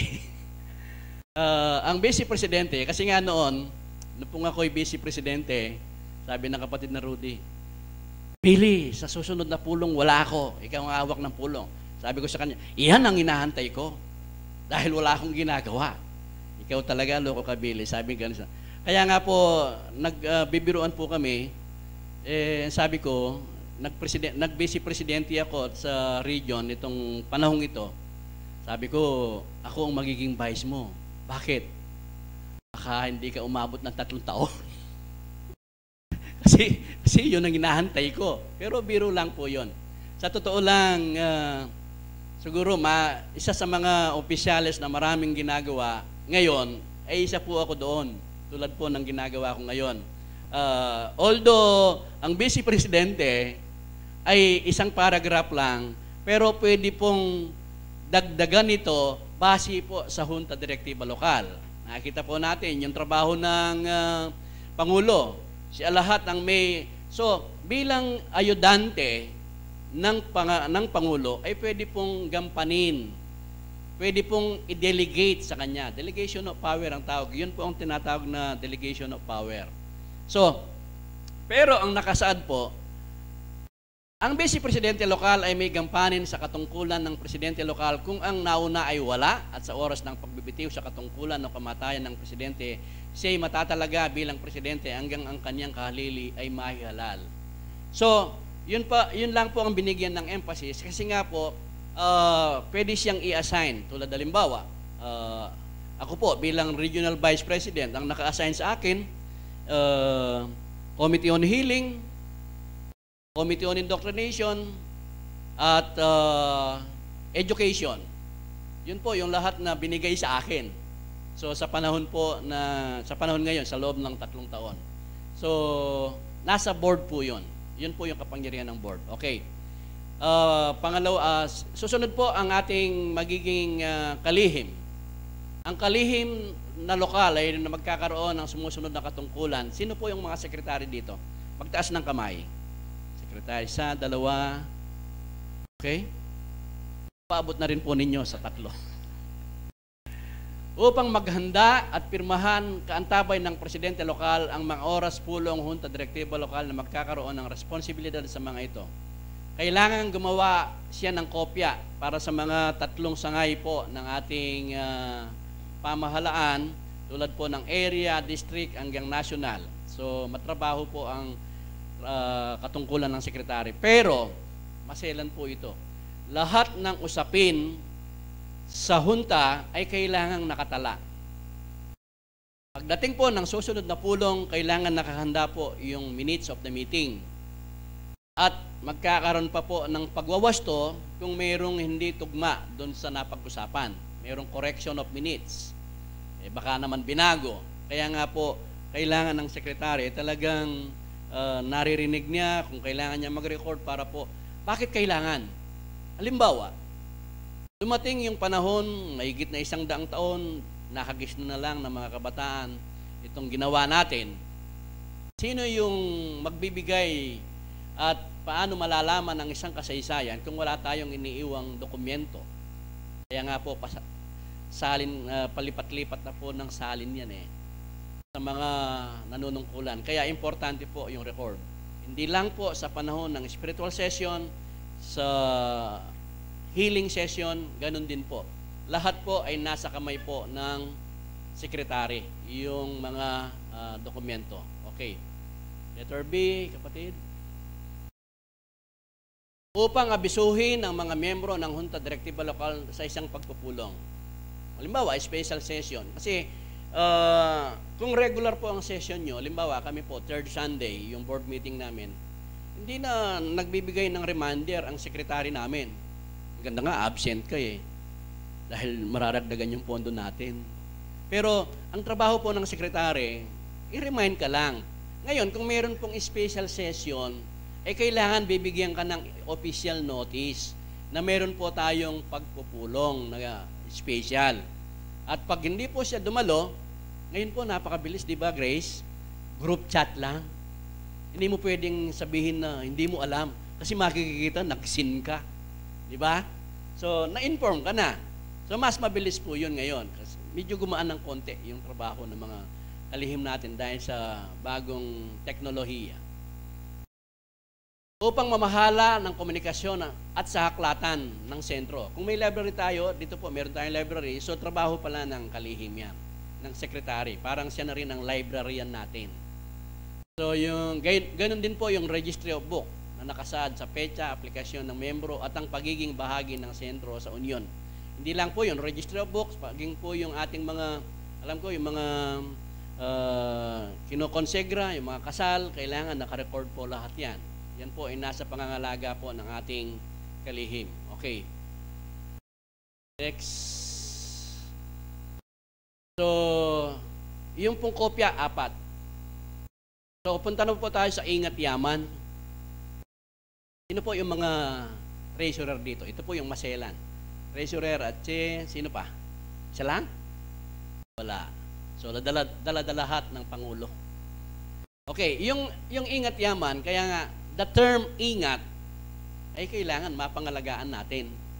Dahil yan po ay pondo. Dito po maselan. Minsan marami yung nagtatampo sa mga treasurer. Lalo na po sa amin, sa sistema namin, buwan-buwan ay mayroong financial na report. Samantalang sa ating batas, dapat ang quarterly. Yun yung nasa batas. Quarterly, 4 o 3 beses sa loob ng isang taon, kailangan meron tayong financial report. So, ganun po kaingat dapat. Kasi, tulad po ng binabanggit ko, palagi kong binabanggit na sa pera, medyo mayroon pong sensitibo dito. Kailangan transparent tayo. Pag ang isang tao ay mayroong tiwala sa nag-iingat ng kaban ng sentro, walang problema sa kanya. Libo-libo ang pagkakatiwala. Subalit, pag ang isang miyembro ay walang tiwala, kahit isang piso hindi niya pagkakatiwala. Yan yung buhay dating po sa financial. Okay? So, sa amin po, minsan nagiging dahilan ito ng tampuhan eh. In-announce namin, ang pera natin ngayon, mahigit na 100,000. Darating yung isa, Tesorero, meron lang akong babayarang pwede bang makiliwas? Ang liwas na yon ay tumagal. Kung hindi mo naman pahihiramin, hindi napapasok ng sentro. Merong mga ganong sentro eh. Pag sinisingil mo naman, hindi na rin papasok ng sentro. Saan tayo pupunta? Ang pinaka-pag-iingat po na ginagawa natin, kaya nakalagay sa saligang batas na maging sa pagbukas po ng ating mga passbook, hindi lang po ingat yaman ang kasama. Pangulo o kaya auditor. 3. Kaya nga, pag may hiram, 3 yung kakausapin. Diba? So, medyo mahirap na yon. Yun po ang isang pag-iingat sa ating pondo. Pero minsan, dahil magkakapatid tayo, meron mga internal na arrangement. Kaya lang, tiwala lang. Pero doon po nagsisimula yung pagiging hindi natin transparent kasi nga nahihiya tayo. So, ganun po kaingat ang ating mga tresurero. Okay. Ang susunod po, at ang treasurer po natin, siya rin po ang custodian ng mga kagamitan. Dahil po yan ay pag-aari ng sentro, mga blower, mga iba pa, ay kailangan nakarecord sa kanya. Pagdating sa pag-iinventaryo, kailangan alam niya. Kasi pagdating po ng paggawa ng mga ari-arian ng sentro, nakalagay lahat yan. Pati building, mga upuan na yan, naka-inventaryo lahat yan. Noon pong una, yung mga sentro, nawawala yung mga upuan. Kasi hindi ganyan kabigat. Nahihiram nila. Diba? Nakita ko po yung unang sentro natin dito, ganun yung mga upuan. So pag may sayawan ng mga kabataan, hihiramin yan. So pagbalik sa sentro, uuga-uga na yan. Yun po. Kaya nga po ngayon, hindi na pwedeng hiramin. Ang bigat nga naman. So, meron pong inventaryo. Yung mga treasurer natin, nakalagay lahat yan. So, kung meron pong bumagsak, nasira, nakanote puro yun for demolition. Ganun po. Yung mga building natin, ganun din po. So, ang susunod naman po na ay ang auditor, kapatid. Ang auditor, isa rin po ito sa maselang parte. Ang auditor minsan hindi sila nagkakasundo ng kanilang tresurera. Bakit? Kasi akala ng tresurera, pag siya ino-audit, akala nila nagdududa sila. Ino-audit mo ako, bakit di naman ako nagnakaw? Hindi po ganon ang ibig sabihin. Pwede po magtaas ng kamay yung mga auditor? 1, 2. Ano dito? So, 2? So, okay. At least hindi tayo na 0. Ang auditor po ang siyang nagiging tagasuri na pag gumawa po ng ulat, ang treasurer, kailangan siya sa atin po. Susuriin po yan ng auditor dahil katungkulan niya yon. Kaya mga treasurer, huwag po tayong magagalit sa mga auditor dahil katungkulan nila yon. At pag mayroon pong mali sa financial report, ang unang tatamaan ay ang auditor. Kasi dumaan sa kanyang pagsusuri. Dapat. So, pagdating po sa financial report, ang nakapirma ay audited by the auditor. Diba? Sinertified lang na Pangulo at inihanda lamang ng ingat yaman yung naging ulat po sa financial. Pero siya po ay isa-certified ng auditor kung tama po. So sa kanilang level pa lang, kung meron pong pagdududa, dapat sa kanila pa lang dalawa ay ayusin na nila dahil pag dumating po sa pagpupulong, ay lalaki yon kasi marami ng ulo, marami na pong kasapi yung may involved. So, minsan hindi naman po sinasadya, minsan yung kakulangan po sa kaalaman tungkol po sa, kasi po, yung mga accounting dyan, kahit sobra po yung pero pag hindi po nagtali, mali. Noon pong panahon ni Governor Brengiao, treasurer sa San Miguel yung kanyang kapatid, ay dumating po yung mga auditor. Sobra yung pera, hindi kulang. Ang sabi po ng auditor, mali po yan. Kasi yung pera nyo, hindi nyo maipaliwanag, bakit sobra? Hindi na alam po ang sasagot ng matanda. Sabi niya, hindi ako nagnakaw. Kapatid ko, si Governor Giao. Sabi gano'n. Kapatid niyo po si Governor. Sige po, ayusin na lang natin. Ganun lang ang nangyayari, di ba? Kaya sa accounting po, hindi po pwede yung sobra o kulang. Kailangan nagtatali po yan. Kaya, ang ibig sabihin po ng nag-audit ay kailangan malinaw yung kwentas po natin. Yun po ang trabaho ng ating auditor. Okay. Ang susunod po ay ang guardian lokal. Okay. Sino po yung guardian dito? Dalawa po ito, guardian lokal. Ayun, nasa tabing pintuan ng kapatid. Isa lang? Dapat dalawa ba? So, ibig sabihin, yun. 10 dapat. So, dalawa lang. So, responsibilidad na naman ng Pangulo ito na pag-uwi sa kanila, ito ang katungkulan nyo. Upang magkaroon ng regulasyon sa kapayapaan ng sentro para sa pangalagaan ng seguridad na magkaroon ng presensya sa lahat ng gawain ng sentro. Halimbawa, merong gustong gawing sistema ang isang guardian na nang naukol sa kapayapaan, katahimikan ng ating mga pagpupulong, hindi po niya pwedeng basta gawin yon.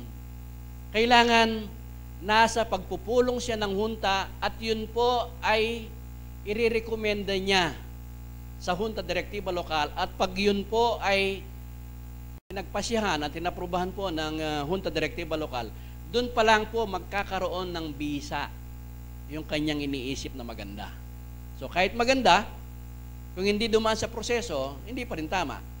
Kaya nga sabi po sa Ebanghelyo, yung Kapampangan, kay balong Tagalugan, huling masyado yung makaba, eding sabla, katuliran la, eding sabla, karampatan la.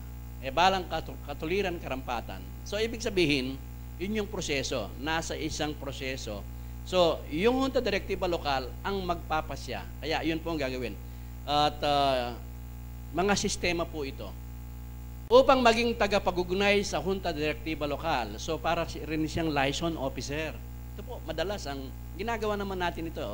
Ang guardian natin, madalas siya po ang nagiging liaison officer na kakausapin yung kapatid.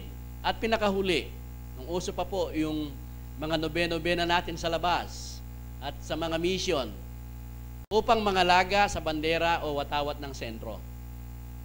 Kaya po nailagay yan Noon po, ang mission natin, magdamagan yan. Dala-dala natin yung kapisahe bilang simbolo na nandun yung isang sentro. Ang may hawak po ng bandera ay ang guardian. Okay.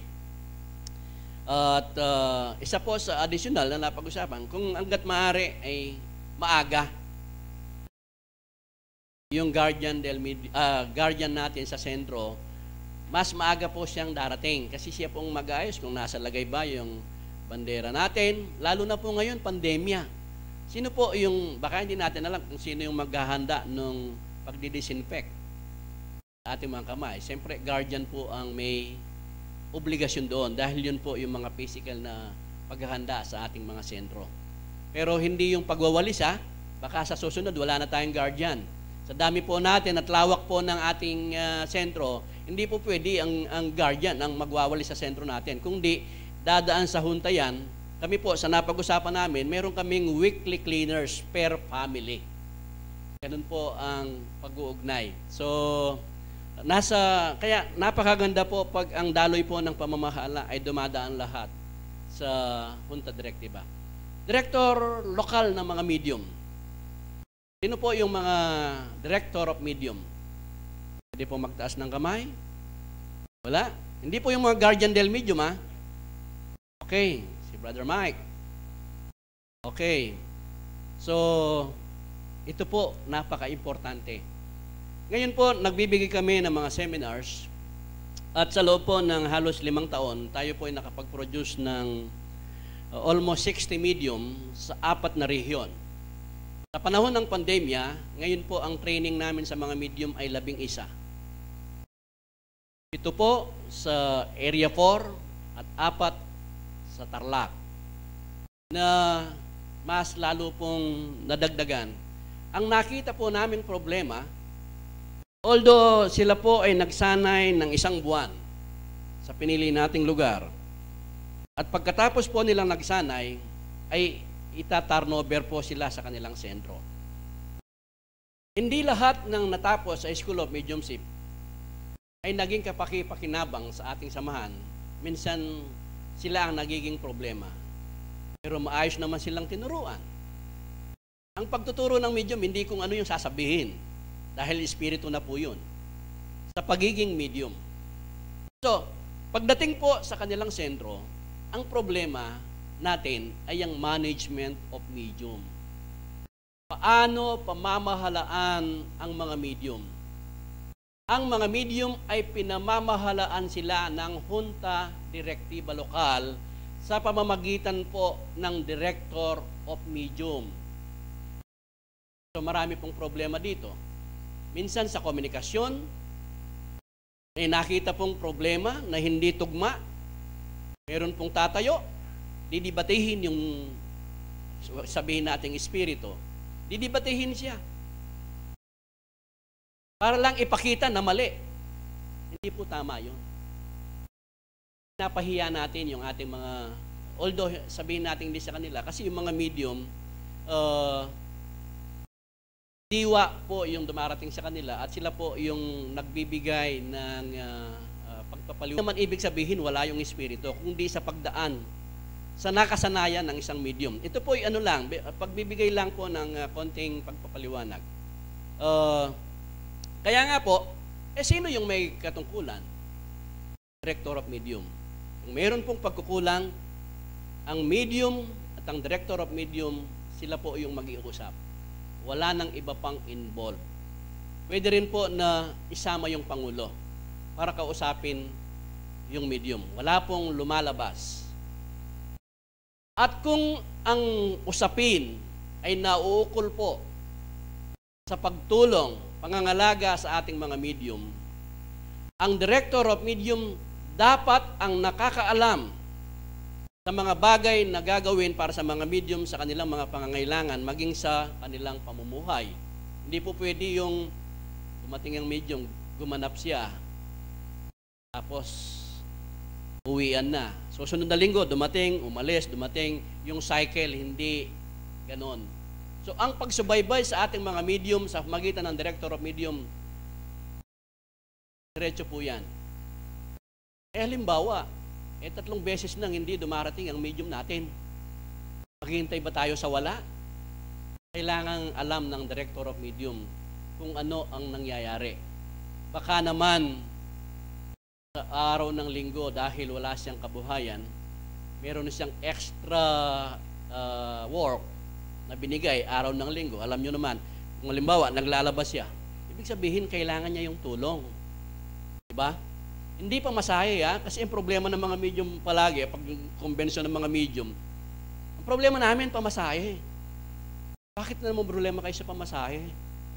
Alam ko, sa atin, di natin ginagawa. Ang problema ng mga ibang sentro, pamasahe ng mga medium. Bakit?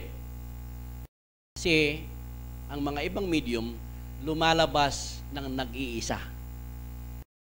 Kung ang kasama po ng medium sa ilalim po ng ating mga batas, ay kailangan meron siyang kasamang opisyales, iyon po ay gastos ng sentro. Wala siyang gagawing o kukuning pamasahe mula sa kanyang bulsa. Iyon ay kung hindi niya kaya. Kaya pag tayo po ay may mission, Buong sentro yan, kasama yung medium. Paano ngayon magkakaproblema sa pamasahe? Ang problema po, minsan, sa kanilang individual na pamumuhay, malay natin, ang medium natin kulang na lang kung hindi sila nagkukulang na sa halos 3 beses ang kanilang pangangailangan sa pagkain. Hayaan ba natin? Hindi. Doon po nagkakaroon ng problema. Kaya, kung nakikita po ng Director of Medium ito, kailangan pagdating ng pagpupulong, ay sasabihin po ng Director of Medium sa Junta Direktiba kung ano po ang gagawin. So, pwedeng magdesisyon ng Director, siguro, may pondo naman tayo, tulungan natin. O kaya, ikot natin yung basket sa ating mga opisyales para mabigyan ng assistance. Ganun po ang isang proseso. Hindi dapat magkaroon ng utang na loob ang isang medium sa isang individual na tao. Medyo lagi niyang iniintindi yung utang na loob. Abay, kahit siya dalhin. O sige, merong despedida dyan, gumanap ka dyan. Yun po ang simula ng pagkakamismanage ng mga medium natin. Kaya nga po mga kapatid, hindi po nahuli yung ating mga saligang batas. Noon pa po yung mga ating mga pundadores, ito na po yung kanilang ginawa.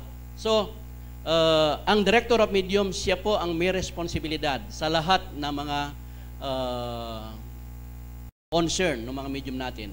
At ang Director of Medium, siya po ang magtatakda ng preparasyon para sa mga kurandera na kailangang bumisita sa mga pasyente na nangangailangan ng resibo. Ano po ang ibig sabihin ng kurandera?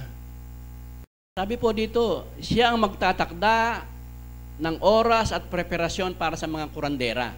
Ang mga kurandera po, medyo naligaw bagyan yung pagtawag natin sa term. Ang kurandera, tinatawag natin ngayon yung mga guardian del medium ay kurandera. Pero ang kurandera po, sila yung mga healer medium. Sila yung mga medium nating manggagamot. Kaya ang kurandera ay nagmula sa salitang cure o healing. Kaya nga po, kurandera. So yun po ang tamang term na pagtawag sa mga healer. So, ibig sabihin, ang Director of Medium, lalo na pag konsultoryo, siya po ang nag-prepared noon. Kaya pag mayroon kaming konsultoryo, hindi po ako ang may hawak, ang Director of Medium. Dahil siya po ang nangunguna sa mga spiritual services. Okay. Medyo nabawasan ng konti ang trabaho naming mga pangulo. Pagdating sa konsultoryo, ang Director of Medium. Letter C. Tinitiyak na ang mga kantora sa henda sa kanilang gawain. So yung mga kantores natin, yung mga taga-dalit, minsan sa ating pagpapases o magnetic passes, mayroong kasabay na kantoras yan. Tulad ng limbawa, kanina, bago po tayo nagsimula, meron po tayong dalit o awitin. Tinitingnan pa rin po yan ng ng Director of Medium kung naayon po o mas maayos po yung ating mga dalit. Yun po ang ibig sabihin at katungkulan ng isang Director of Medium. Siya ang magsasanay sa mga bagong medium at magkaroon ng programa para sa ikukunlad ng mga medium ng sentro. So, ibig sabihin, ang Director of Medium pala dapat meron siyang kaalaman o kaunawaan ng naukol po sa mediumnidad. Kasi po, binabanggit dito, siya ang responsable sa pagsasanay sa mga medium at pagpapaunlad ng ating mga medium. So, ganun po ang trabaho ng ating mga Director of Medium. So, ang susunod po yung local board members. So, ang board members po natin sa sentrong ito ay 7. Sa mga ibang sentro, siguro 3 pa. 3. So, yun pong naunang binanggit ko ay meron po tayong 3 komite na 3 at ang Junta Direktiba Lokal ay pwede pong gumawa ng mga special committee para i-assign po yung trabaho sa kanilang mga additional na board members. At magsisilbing pinuno ng mga iba't ibang committee. Ika po ng Artikulo 35. Okay. Susunod po. So, sa mga ibang sentro, meron po tayong pinipili na PRO. Yun po ay optional sa ating mga sentro. At ang PRO po ay pinapahintulutan po, noon pa naging practice na natin, para po madagdagan yung mga opisyalis natin. Pero wala po siya din sa ating batas pagdating sa local.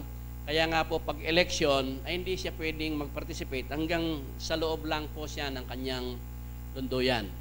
So, yun po yung karagdagang informasyon. So, mga advisor, ganun din po. So, pumipili tayo ng advisor para po meron po tayong mga pinagtatanungan o humihingi tayo ng mga magagandang payo. Kaya nga po, pumipili tayo ng dalawa bang advisor nyo rito? Isang advisor o dalawa, pwede po tayong pumili. Iyon po ay internal na kaayusan ng bawat lunduyan lokal. Mayroon pa akong nakaligtaan o wala na? So, mabilis po nating talakayin yung area. Yung area committee na pinag-uusapan po natin ngayon, ang pagbuo po ng isang area ay ito po yung mga lahat ng mga opisyalis ng lokal ay sila po yung magbubuo at pipili kung sino po sa kanila ang magiging pangulo ng area committee at iba pang mga nanunungkulan. So yung mga tulad po ng Vice President, Secretary, Treasurer, Auditor, and so on and so forth, at ang mga pangulong lokal ay otomatiko pong board member ng area. Ano pong ibig sabihin nito? Kasi mayroong mga pangulong, hindi naman ako opisyalis ng probinsyal, hindi naman ako opisyalis ng area, hindi po. Pagkahalal po ninyo mga pangulo sa inyong lunduyan, kayo'y kaalinsabay na inihalal bilang board member ng inyo pong area. At isa po sa katungkulan po ng Pangulo bilang kinatawan po ng kanilang lunduyan ay regular po siyang umaten sa pagpupulong ng area committee dahil doon po binababa yung mga kautusan, mga polisiya, magmula po sa sentro general hanggang sa sentro natin. Pag ang isang Pangulo ay hindi po siya dumadalo at parang napuputol po yung komunikasyon ng kanyang sentro sa mataas na komitiba, ay obligasyon po ng Pangulo. Kaya minsan pagtatanungin mo ang kanilang mga miyembro o ibang opisyalis sa lokal, wala kaming alam dyan eh. Ang ibig sabihin nun, naputol yung ugnayan. So, ang responsibilidad po doon ay ang Pangulo kasi po board member sila. Kaya ganun po yung konsepto ng ating batas. At pagdating po sa district, ang lahat ng area committee, president, ay otomatiko pong board member ng district committee. At pag ang area natin ay parang wala tayong komunikasyon mula sa distrito, abay tanungin natin ang ating area president. Baka hindi siya dumadalo. At kung ang distrito naman ay wala po tayong alam sa nangyayari sa national, baka hindi din dumadalo ang ating Director General.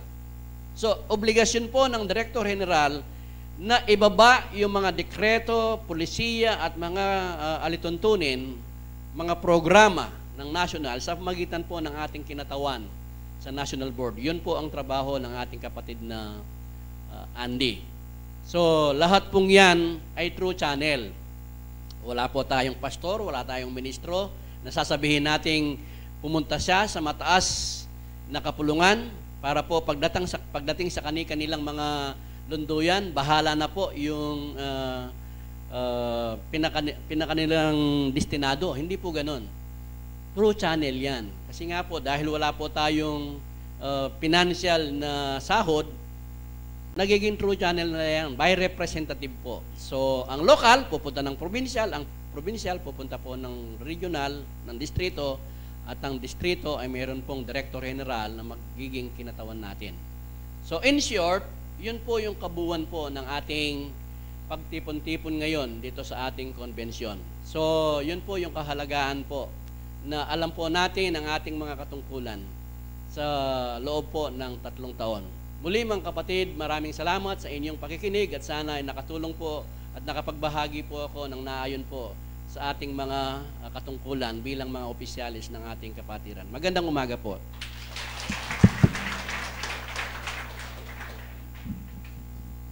Marami pong salamat, kapatid Billy, sa mga binigay mong paiwatig sa mga kapatid natin kung ano po ang kanilang mga tungkulin, no po. At ngayon po ay pupunta na tayo sa oath-taking ceremony, no po.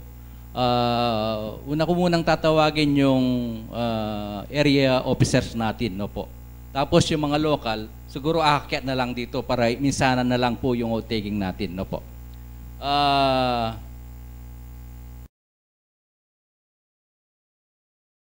Ang mga opisyalis natin sa area 5, no po, ay yung mga sumusunod. President, ang inyong pong lingkod, no po. At pag tinawag ko po yung pangalan, siguro pupunta na sa harapan, no po. Vice President, ang katamo pong mamuntukan king Pamanadsad Ricardo Banal Sr. Secretary Grace D. Ocampo, no po. Treasurer Abilino David. Auditor Rowena Salunga. PRO Juanito Asuncion Jr. Inspector Cirilo Lacanilao, Assistant Inspector Jose Gomez, Board Member mamuntukan na po ning Sibol Cornelio Yumul, mamuntukan na po ning Tatak Bernardo Mercado, mamuntukan na po ning Dalan Wilfredo Corpus, mamuntukan na po ning Bundok August Cunanan, at yung katamo pong advisor Antonio Sadi na po.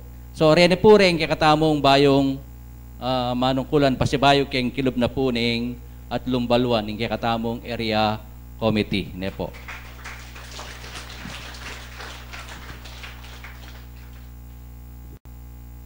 So, rempong local, tigdono po kanyan, den local officialis, kanina mo pong harap.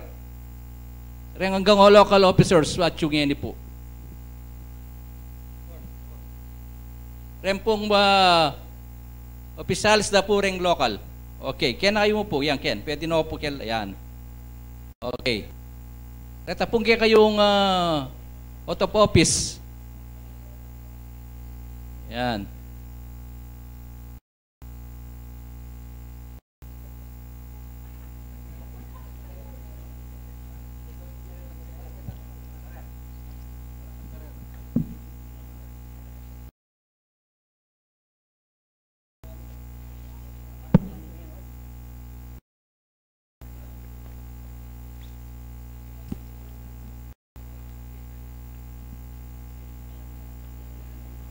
Hello. Good morning po. Bago po tayo mag-umpisa, sabihin niyo po ang inyong pangalan, ang inyong pong tungkulin at ang inyong pong sentro sa ating pong panunumpa. Mag-start na po tayo. Ako si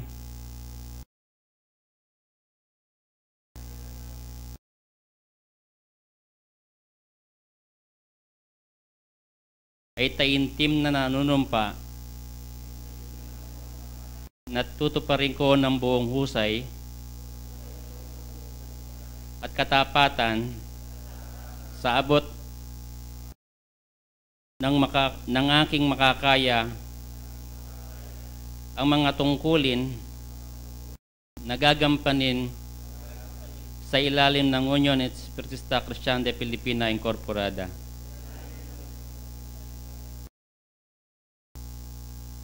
Aking itataguyod at ipagtatanggol ang mga saligang batas nito. Tunay na mananalig at tatalima rito. Susundin ko ang mga ipinag-uutos, mga kautosang legal, at mga direktibang pinaiiral na sadyang itinakda ng may kapangyarihan sa UECFI. At kusa kong babalikatin ang pananagutang ito na walang anumang pag-iimbot o hangaring umiwas. Kasihan nawa ako ng poong may kapal. Salamat po.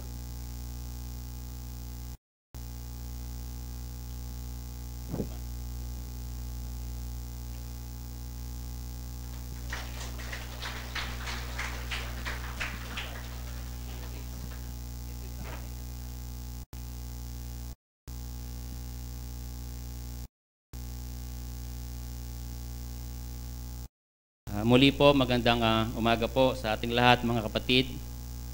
Sa bawat orientasyon po na ginagawa po ng ating pamunuan, halos magkakamukha lang po. Marami pa rin po ang hindi nakakarating para sa katugunan po ng mga tungkulin po natin na tinanggap po sa ating Panginoon. Kasi po, napakahalaga na kailangan malaman ang ating mga tungkulin. Gaya ng nakasaad dito sa ating panunumpa po. Kaya nga po, galing kami kahapon sa Olivet, ganun pa rin po, marami pa rin po ang mga wala. At ngayon po, minumungkahi ko nga po sa ating mga kapatid na gumagawa ng ating tema, isama po ito sa unang buwan po ng ating panunungkulan. Halimbawa po, ang Presidente at Vice President isang linggo, Auditor at Treasurer, ganun din po. At kung sino po ang may tungkulin, sila po ang gawing speaker para malaman nila kung ano ang kanilang tungkulin. Kasi po, bawat pagtawag po ng ating distrito, sigurado po hindi 100% ang presensya ng mga may tungkulin.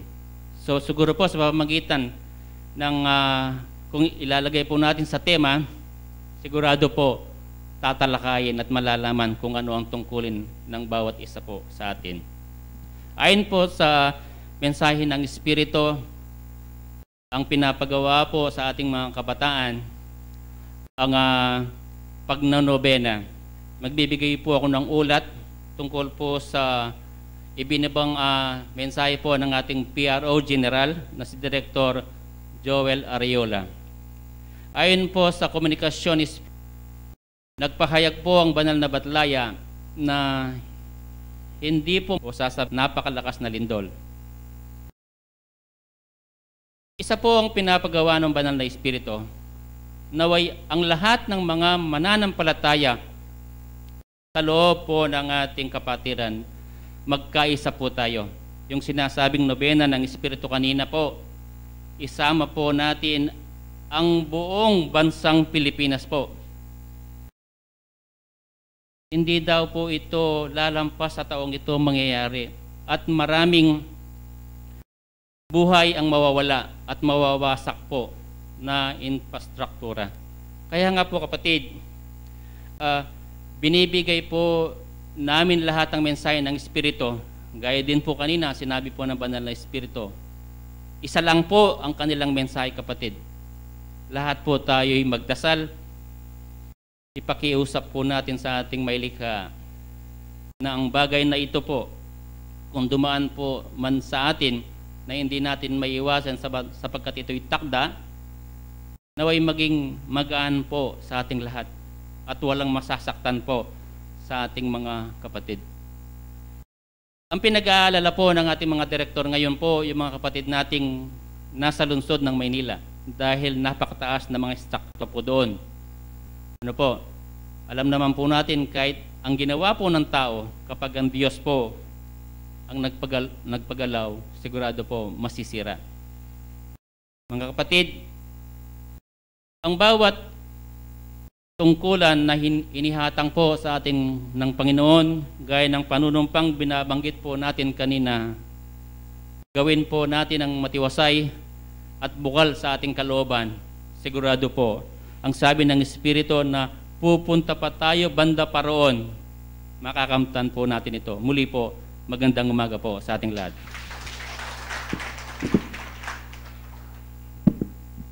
Marami pong salamat sa ating kapatid na Billy Kudya, at gayon din sa ating direktor. Sa araw na ito po ay nating napakinggan ang mga tungkulin ng bawat isa, lalong-lalo na po yung mga opisyalis natin sa local na pamamahala. At kahit member po tayo, alam natin na meron silang responsibilidad para kung halimbawa ang asawa mo ay isang opisyalis, palalahanin mo sa kanyang tinanggap na katungkulan.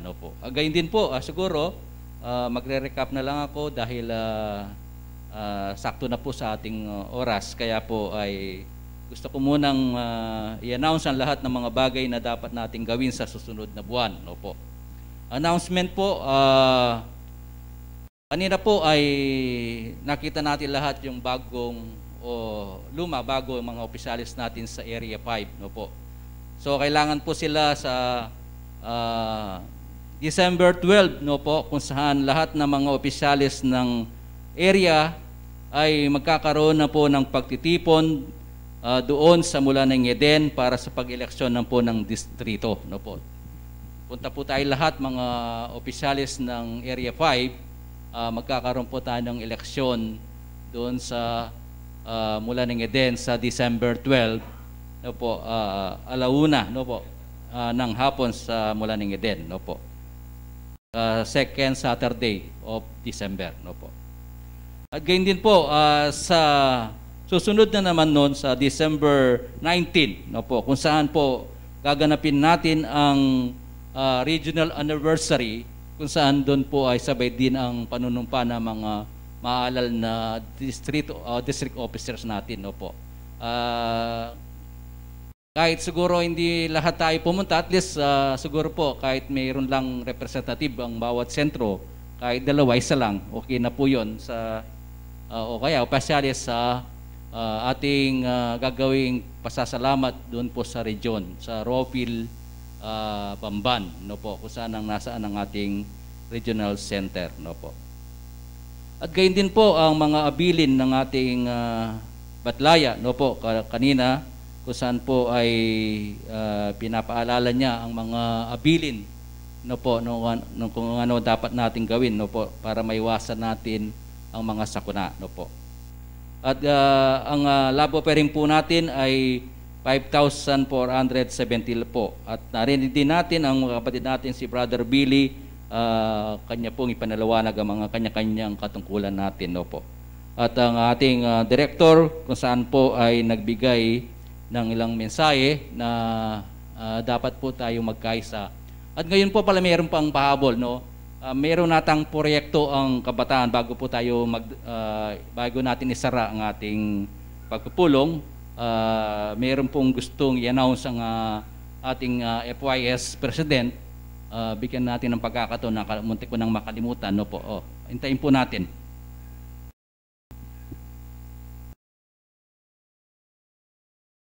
Babasahin ko na lang po ang letter na aking ginawa.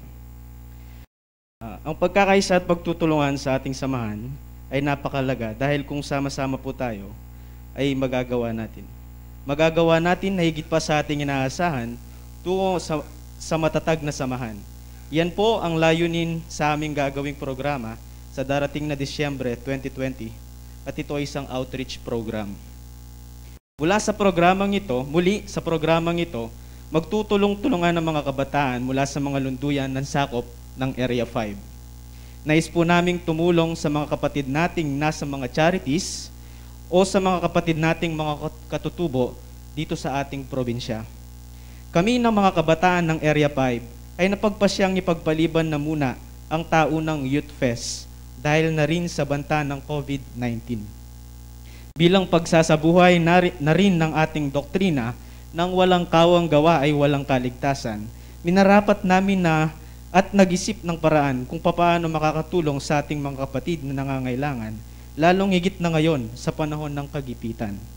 Batid po namin na maraming gustong tumulong kahit sa kaunting halaga o sa kaparaanan, ngunit hindi alam kung saan ibibigay ang tulong o donasyon. Kung kaya't ito ay isang initiative o pagkukusa ng mga kabataan ng ating pamunuan upang masiguro ng inyong mga donasyon ay makakarating sa mga kapatid nating bibigyan ng tulong.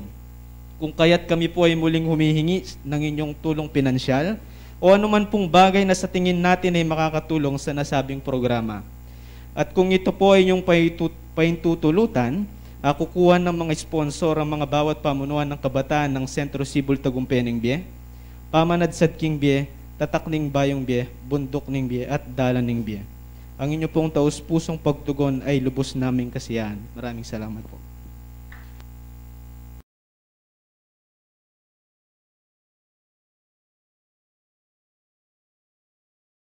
Marami po salamat sa Area 5 FYS President ko po kung saan ang kanilang gagawing programa o proyekto, no po, bilang pagtulong sa mga kapatid nating kasalukuyan ay nasa kahirapan, no po. Kaya siguro po wala namang masama dito, kaya sa amin po ay approve po ito. Hindi na kailangan sigurong tanungin mong bawat isa sa amin. Alam namin ito po ay kawang gawa at sa ngalan po ng PPC5 siguro wala naman sa katandaan, wala naman sigurong tututol dito, no po.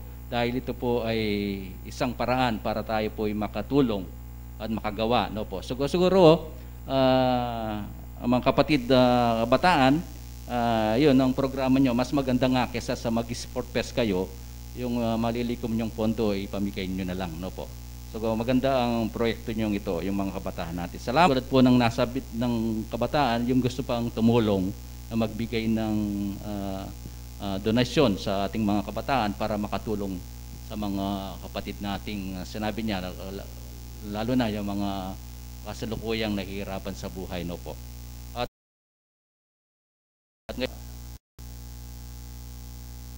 Pala nakalimutan ko pala.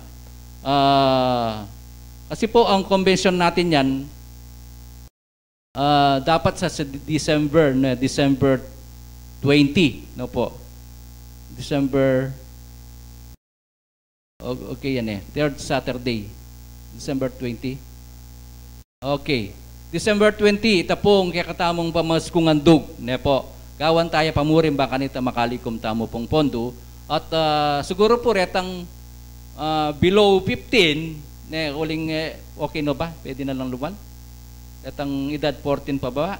Alapan pwede na. O reta po,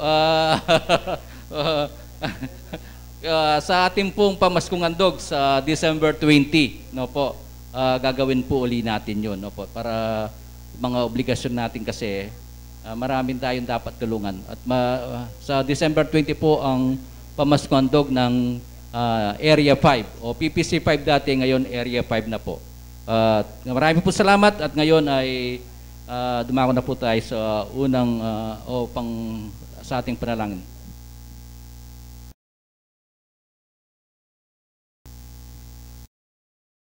Pagpalang kay kaming Ginoo, dakal pong salamat ikpa kaibat na pong may gawain kay kaming pamitipon nuno karinig pa makanya mo lang pegaralan dimbalang metong at metong kay kami nung nanoing kayang katungkulan antimurinig pa pasalamatan na ka karing bibye mo pong parating sikanan kay kami parati mo kayong gagabayan at patnubayan karing kay kaming pamanggalo ikpaalaking malyaring nga blas kareti dunay makanyanda ka pong puryan samban king kang pang-espiritu ang pong katatuan. Dakal pong salamat Ginoo, sana tulutan mo nung ka rin ing kaming panahon nung ka rin babalitara po ring kang banal ing kaming mabayat na panahon na daratang ikpa doon po kaya sana nung datang maniti pa, sana maging mayana mo. Tulutan mo ikpa, kareng tiro rang kaparalanan din kang banal. Sana po magsilbi ang lunas at panulo, banting upayang ingdaratang sakunaking kaming bi, yan na datang, o yan na hatangalan. Bang kanita ikpa, kaya maging sangkan king karing kaming pamanungkulan, karing kaming pamanggalo, karing palawang tungkulan na ning metong at metong. Salamat po Ginoo pablasang parati mo keng gagabayan patnubayan. Pablasang ng mga wani kakamilan manalaking ngarapat. Anyapin po sana yung balang metong kaya kami dinan ming kabyasnan. Dinan ming kabibabatan. At lalong-lalo na dinan mo keng malusog ka pangangatawan upang malyaring maging sagabal karing kaya kaming pamanggalo karing kaya kang banal kaburian. Salamat Ginoo, sana po tulutan mo karing kami pang daratang nga panahon banting upayang lalo milang ngagawa. Ring kaming tungkulan sana ingatan mo kengan sana painturo. Sana patnubayan ming balang metong at metong kami banting upayang lalo da kaming lalo keng maminto at lalo kami pong tupad karing banal mong kaburian. Ngayon pong mayari ning kaya kaming pamitipunig pa, na makananom kaming miyabe-yabe, mitipon-tipon king kang banal santuaryo. Ngayon po sanang may kakawani na kami, sana yung balang metong at metong kaya kami, makanyan ming bendisyonan, makanyan kaya sanang payapang miras karing kaya kaming balang tuknangan. Ilapurete rin kaya kaming karalungan at samo kaya kayikpa, sana po tanggapan mula at tanggapan maneman ing kaya kang banal bendisyon ang pong payipala ing kaya kang pamanimuno iya po sang mag-ari manibat ngini ang gamang king wakas iya nasa po.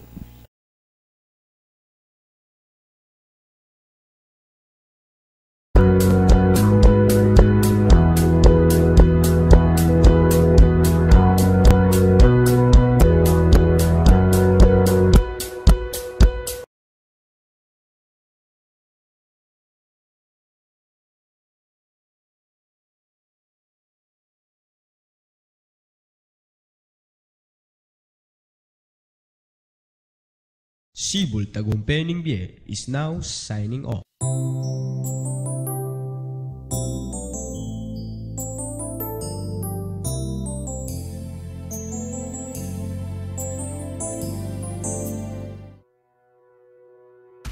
Unión Espiritista Cristiana de Pilipinas Incorporada, Region 7A, Sibol Tagumpay Bie.